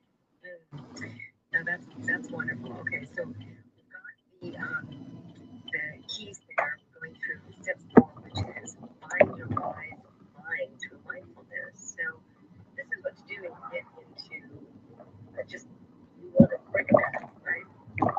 How is that? Yeah, so that's more than anything.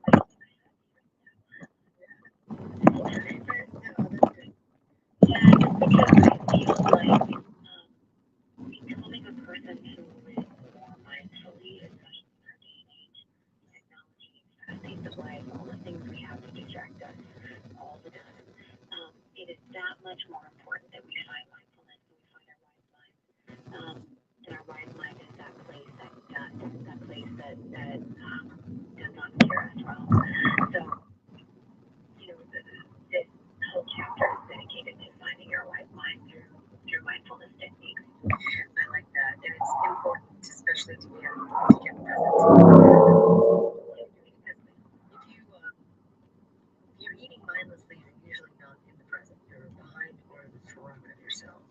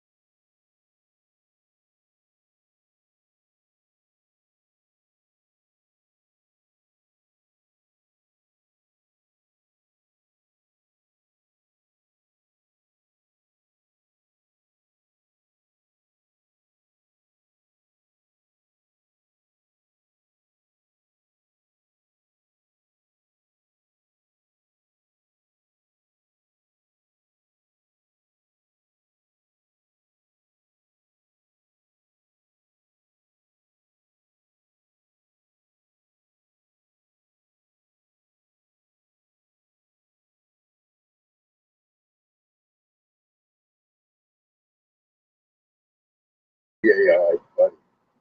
The AI Buddies make a donation of as little as $10 a month, automatically transferred from their bank accounts to the station's bank account, bringing in much needed, much appreciated monthly income. So stand up for prison abolition. Listen to WBAI and support it so that you'll know what's going on moment by moment. Hey, don't forget, you can call in 212-209-2877, 212-209-2877. So turning back to Jerome Wright, tell us what's going to happen in Albany. Oh, yeah. Well, first of all, I appreciate that. Many people take the opportunity to come out. People always say, how can they help? What can they do? This is an opportunity for you to really help and do something. It is a day of action, which means they're coming out in numbers.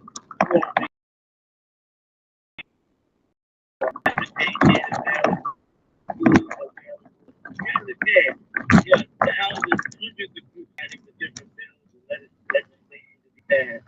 And what we found is that pretty much all of our issues are intertwined, and that we need to be supporting each other because the crisis has gotten so bad. So for this day, we're putting aside our individual lobbying efforts to come together as a collective to show that we're all fed up with what's going on, that we all want and need changes, and that we're standing up for our brothers and sisters inside as well as standing up for the people outside who are out here now. Some of those very, very at the hands of the Department of Justice.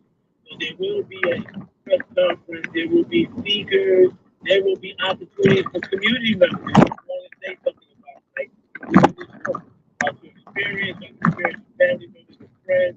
We want to bring thousands of people to Albany to show our collective aim at the criminal illegal system in New York State. It's crisis and our jail system right now. So don't forget, March 16th and Mass Incarceration Advocacy Day. I'm going to give the website.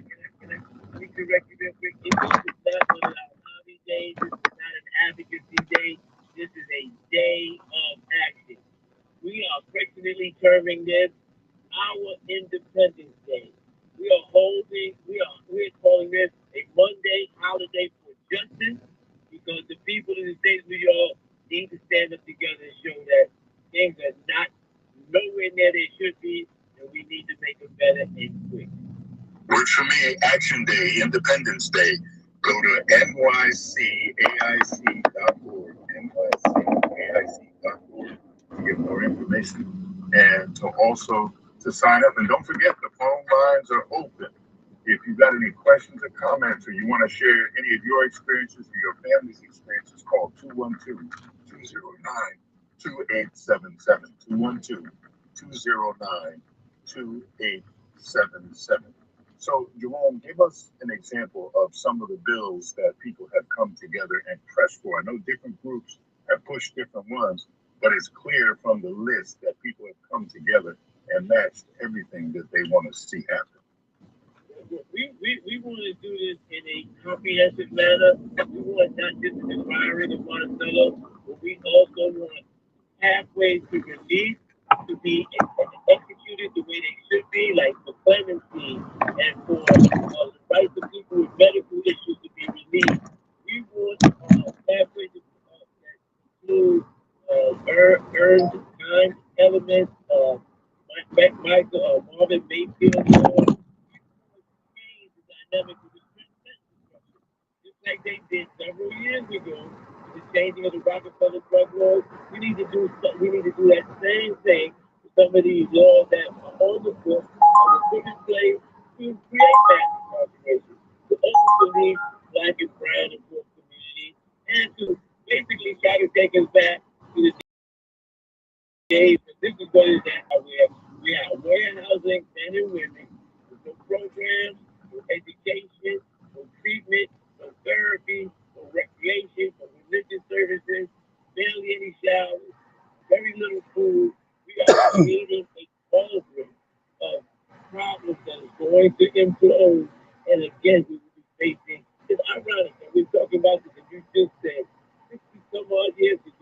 we were talking about the same issues. That means nothing has changed.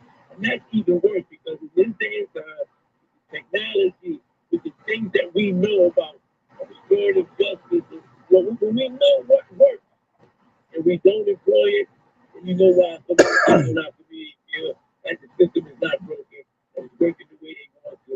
And that is what we need to bring. That spirit of slave mentality, lock away, throw away the key, dehumanizing people who have shown their value outside of any crime they may have committed. I'm going to run down quick some of the laws, and this is on the Vocal New York website. So that's one of the partners in this event. So you can not only go to the Halt Solitary website, which I give it twice and we'll give it again. You can go to vocal-ny.org. There's Daniel's Law that Jerome just mentioned. It removes police officers as first responders people experiencing mental health crisis, repealing Jim Crow prison voting. People incarcerated on felony conviction are barred from voting in New York State. Don't lose the right to vote. Then the ending qualified immunity removes the legal shield that prevents officers from depriving someone of civil rights from being held accountable, challenging wrongful convictions. That's another one Jerome mentioned, to provide people with legitimate ways to challenge wrongful convictions. Fair and timely for all those that have been growing up and being play for our parent process before their hearings and make sure that the growing elderly population has access to the parole board. That's going to wrap up our conversation. I'm going to give the details one more time, and then I think in a minute I'm going to ask Jerome Wright one more question. He's calling it a day of action, Independence Day, and mass incarceration. March 16th in Albany, New York. Go to nycaic.org to get more information about the event, but also to register to go. And as he said, there will be buses, refreshments, and of course, solidarity. So I've got a minute left. So tell me your story. What's wrong with you? And, yeah, sure. I was only incarcerated person. As a matter of fact, I served 30 years. Crimes, unfortunately, I did commit violent crimes, and during that incarceration, when I was working on myself and rehabilitating myself, I started to work on the issues that help the general population, and found out that there was so much racism going on that I was part of a law group, Santiago versus Miles, that proved that Elmira Correctional Facility was filled with racism and its programming and its disciplinary. And for my testimony, in that I was beaten, like I said, severely, and then tortured over several days. And I vowed then that if I ever got out, I would make it my life's work and incarcerate environment. And I didn't do it alone. Thank be to God that there were so many other people who felt like I felt that it was inhumane, it was torture, and we created the incarcerate environment law, and especially got it passed. And again, to date, it has not been fully implemented nowhere in the state. And if I can say one last thing about the whole thing, these people who are New York City, especially, is inundated with thousands of people who are paroled, who are formerly incarcerated, who have family members who died, been locked up for years, some are still locked up. There's an opportunity, rather than sitting at home and screaming and complaining about the situation, to show up and show out with us, so that we can let these legislators and the state know that housing our people, killing our people the way they're doing is not longer tenable, and that we're going to stand until it stops. And we have blueprints to create a new and better system that works for all New Yorkers. That means those incarcerated, communities they come back to, as well as the staff in those facilities. Thank you for all of that. Don't forget, March 16th, Day of Action, Independence Day, and mass incarceration, trip to Albany, New York. Go to nycaic.org to get more information about it. nycaic.org. Thanks to Jerome Wright for your work, your transformation of yourself, and the transformation of this mass incarceration system, all these steps towards abolition. And we'll see you on the 16th. And thank you for the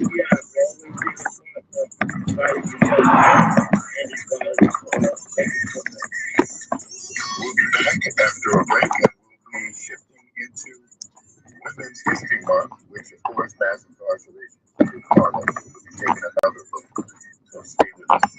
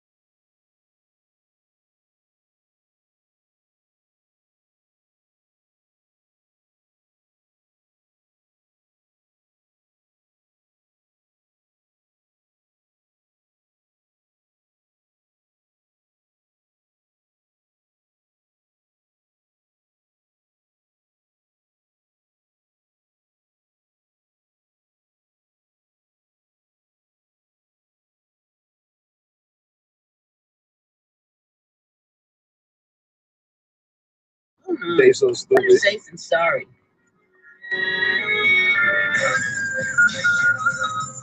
Hi, this is Bobby Humphrey.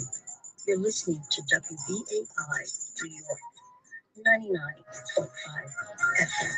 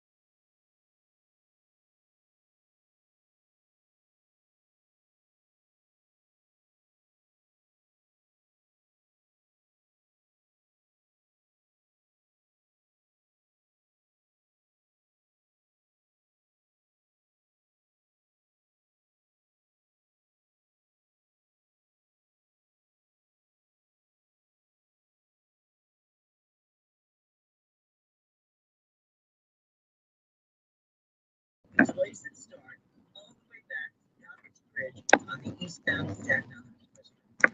That is the ride that is ahead of you. We had an earlier accident in Port Hamilton, we had an earlier accident at 39th Street, and it really just screwed things up on the inbound 1 Expressway. The westbound Belt Parkway is very busy, emerging Crossway Boulevard. Those delays can start into 24 for West America Road. Let's talk about the Hudson's. Inbound Holland has emergency Con Ed repairs on Barrack Street. They have closed Barrack between the Holland Tunnel and Main Street until further notice. We have an hour to an hour 15 wait for the bus to start with inbound Holland. And we got a 55-minute wait for the Railway extension to the inbound Holland. The inbound lane is 35 to 40. The inbound Holland is 45 to 100, 30 to 35 lower. And we 55 Aaron Stewart, 1010 Wednesday, 92.3 FM.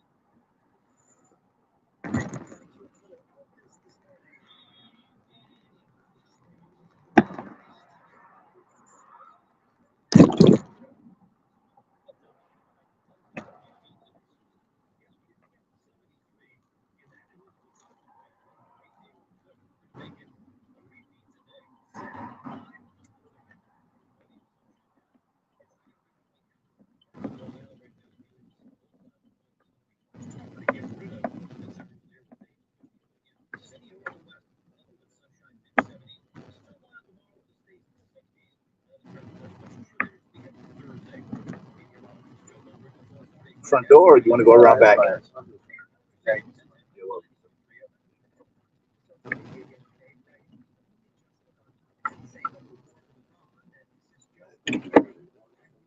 You as well, sir.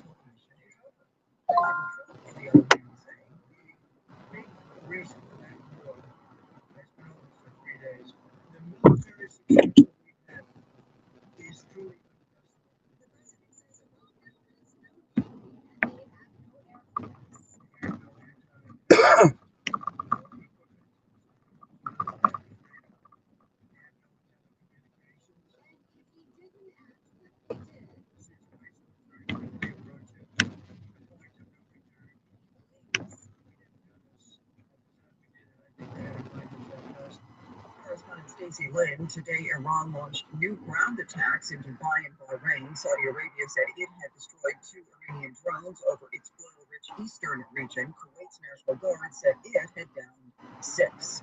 President Trump asked Monday about the missile strike near a Rose School in Iran that killed 160 people. The U.S. accept any responsibility? I see, and I will say that the Tomahawk, which is one of the most powerful weapons around, is used by, sold and used by other countries, you know that. And whether it's Iran, who also has some Tomahawks, I wish they had more. But whether it's Iran or something else, the fact that Tomahawk is still in this region area is sold to other countries. But that's being investigated. The president added that he is willing to live with the final U.S. report on that strike. Under Quinnipiac qualifies the majority of voters in this country are opposed to the war, 53% versus 40, 74% opposed sending in U.S. ground troops. As 2 teens face terrorism charges in the thwarted homemade bomb attack outside Gracie Mansion, federal prosecutors say this plot was planned. Jake Clayton, U.S. Attorney for the Southern District. These were ISIS-inspired actions. And it is chilling that they wanted to do something more than the Boston Marathon, more than 3 deaths. 18-year-old Amir Milan and 19-year-old Ibrahim Kayumi are both from Pennsylvania. Mehdi Esmidi is Milan's attorney. This is a high school student. This is the first time they're being back to anything like this. He has a history of any kind of violence. This is, and as far as I understand, this is the first time this has ever been indicated. Comments by City Council member Vicky Muslims have running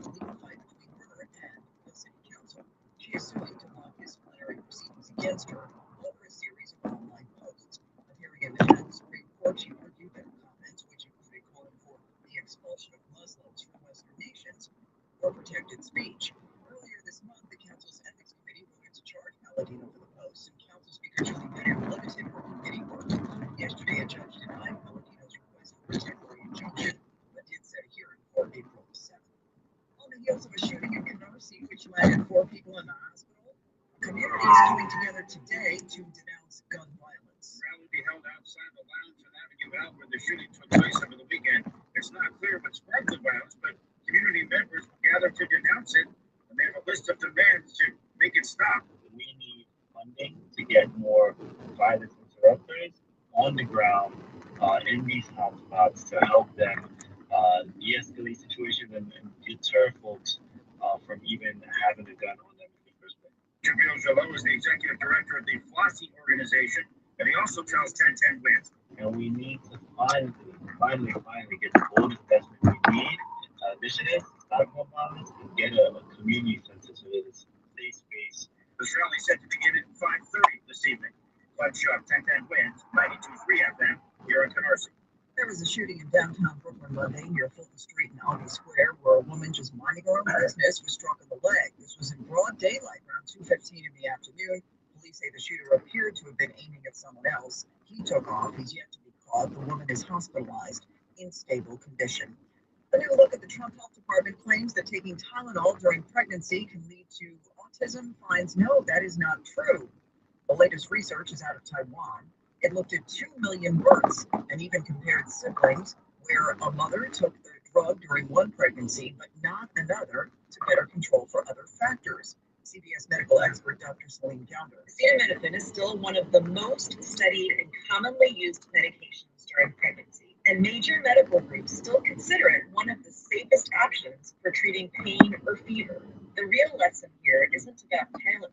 It's about how science works. When researchers study very small risks and very big data sets, the signals can look messy, and real answers rarely come from a single study, no matter how big the headline. After the Trump administration last year told pregnant women to think twice about taking Tylenol, the American College of Obstetricians and Gynecologists made a point of affirming its safety. This new study is published in JAMA Pediatrics.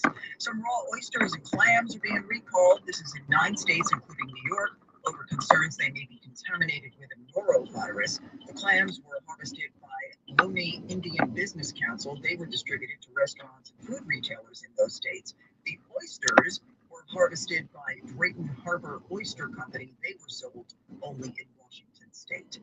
A development now in the legal battle over those popular weight loss meds. Novo Nordisk is now dropping its patent infringement lawsuit against a telehealth company. Last month, Hims and Hers announced it was going to launch a cheaper compounded version of the weight loss pill Wegovy.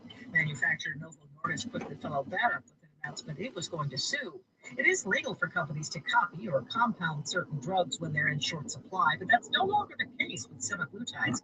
When the FDA threatened to withhold the ingredients needed to make the drugs, Hims backed off. As part of its settlement with Novo Nordisk, the company will still sell the cheaper version, but it's agreed not to advertise that it's doing so. Sherry Preston, ABC News. Today is March the 10th, better known as Mario Day. Yeah, it's celebrated today because when you spell it out, March 10th looks like Mario. Harold Goldberg is executive producer of the New York Game Awards. He tells 1010 Wins what's happening to celebrate. Partnership with Lunchables that and so which is more popular games. Last year, I Pokemon Legends C to A on the container. There's a sale and in the battle with May the 4th. Personally, I like Mario more than Star Wars, so I would say Mario games. All right. All sales on Nintendo's eShop, by the way, run through March 15th. So dogs may be a man's best friend, but cats are winning over a lot of newer pet people. CEO of the pet care app Rover telling Business Insider they're seeing more requests for cat sitters, especially from younger users. He says dog adoptions have been slower to bounce back since the pandemic, while cat adoptions have surged. Cats can be lower maintenance most of the time and less expensive some of the time, which may appeal to people just starting their careers, he says. In fact, the American Pet Products Association reported last year of all demographic groups, cat ownership grew the most among Gen Z at 18%, and millennial men, cat daddies, at 24%. Still ahead. Iran struck 5,000 targets before the war began. Iran's UN ambassador Amir Saeed Iravani said on Friday that at least 1,332 Iranian civilians have died so far in the conflict. conflict, and thousands more have been injured. According to the news agency Reuters, Arvani claims that the U.S. and Israel have deliberately targeted civilian infrastructure, while Iran has targeted military sites, not civilians. According to Al Jazeera, 5 people have been killed in a U.S.-Israel air attack that hit a residential building in the city of Arak in western Iran, Iranian media reports. Iran has launched drone and missile attacks at countries across the region, targeting energy infrastructure in particular, including oil fields in Bahrain and Saudi Arabia.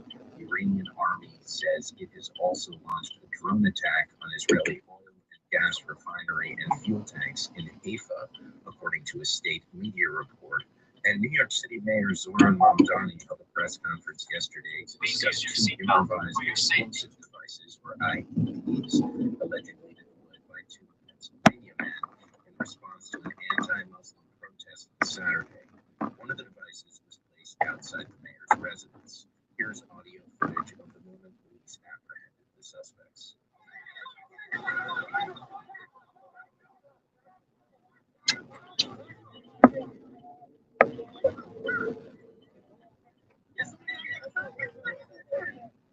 According to Mayor Mamdani, speaking at a press conference outside Gracie Mansion yesterday, where it was flanked by New York City Police Commissioner Jessica Tisch and several NYPD officers, the incident didn't end there. As the NYPD continued their investigation yesterday, they found a 3rd suspicious device in a vehicle on East End between 81st and 82nd Street. Out of an abundance of caution, they conducted a number of limited evacuations in nearby buildings before removing the device from the area. Once the device was removed, those evacuated were allowed to return to their homes. I am grateful for their continued work to keep New Yorkers safe. Teenagers were charged on Monday with offenses including terrorism and using a weapon of mass destruction. In a 10-page criminal complaint filed in federal court in the U.S. Southern District of New York, the city alleged that 18-year-old Emil Galat threw the devices at protesters after they were handed to him by Ibrahim Kayumi, who was 19. According to the report, both Galat and Kayumi declared allegiance to the Islamic State terrorist organization. Those are the latest Pacifica headlines for the Pacifica Network. I'm Jesse Witt.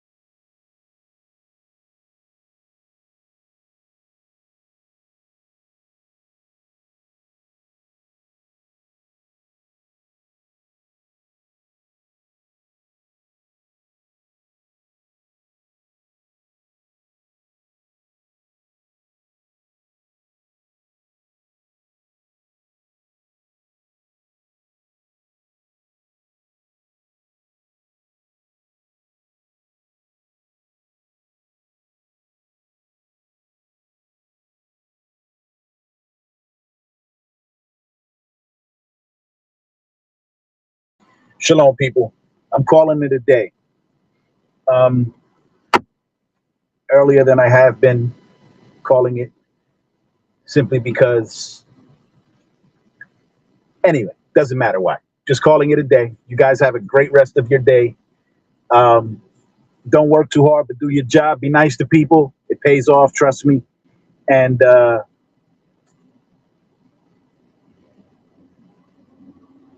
yeah, have a great day. Thank you for riding with me. I appreciate you. This has been New Jersey Ride. I'm Brother D.I.K., and I'll be back out here later. And if any of you here, like anywhere in the United States, you drive for Uber or Lyft or Via, and or you're a rider, and you think that we need a new app, holla at me. Let me know what y'all think. I want to know. Thank you. Shalom.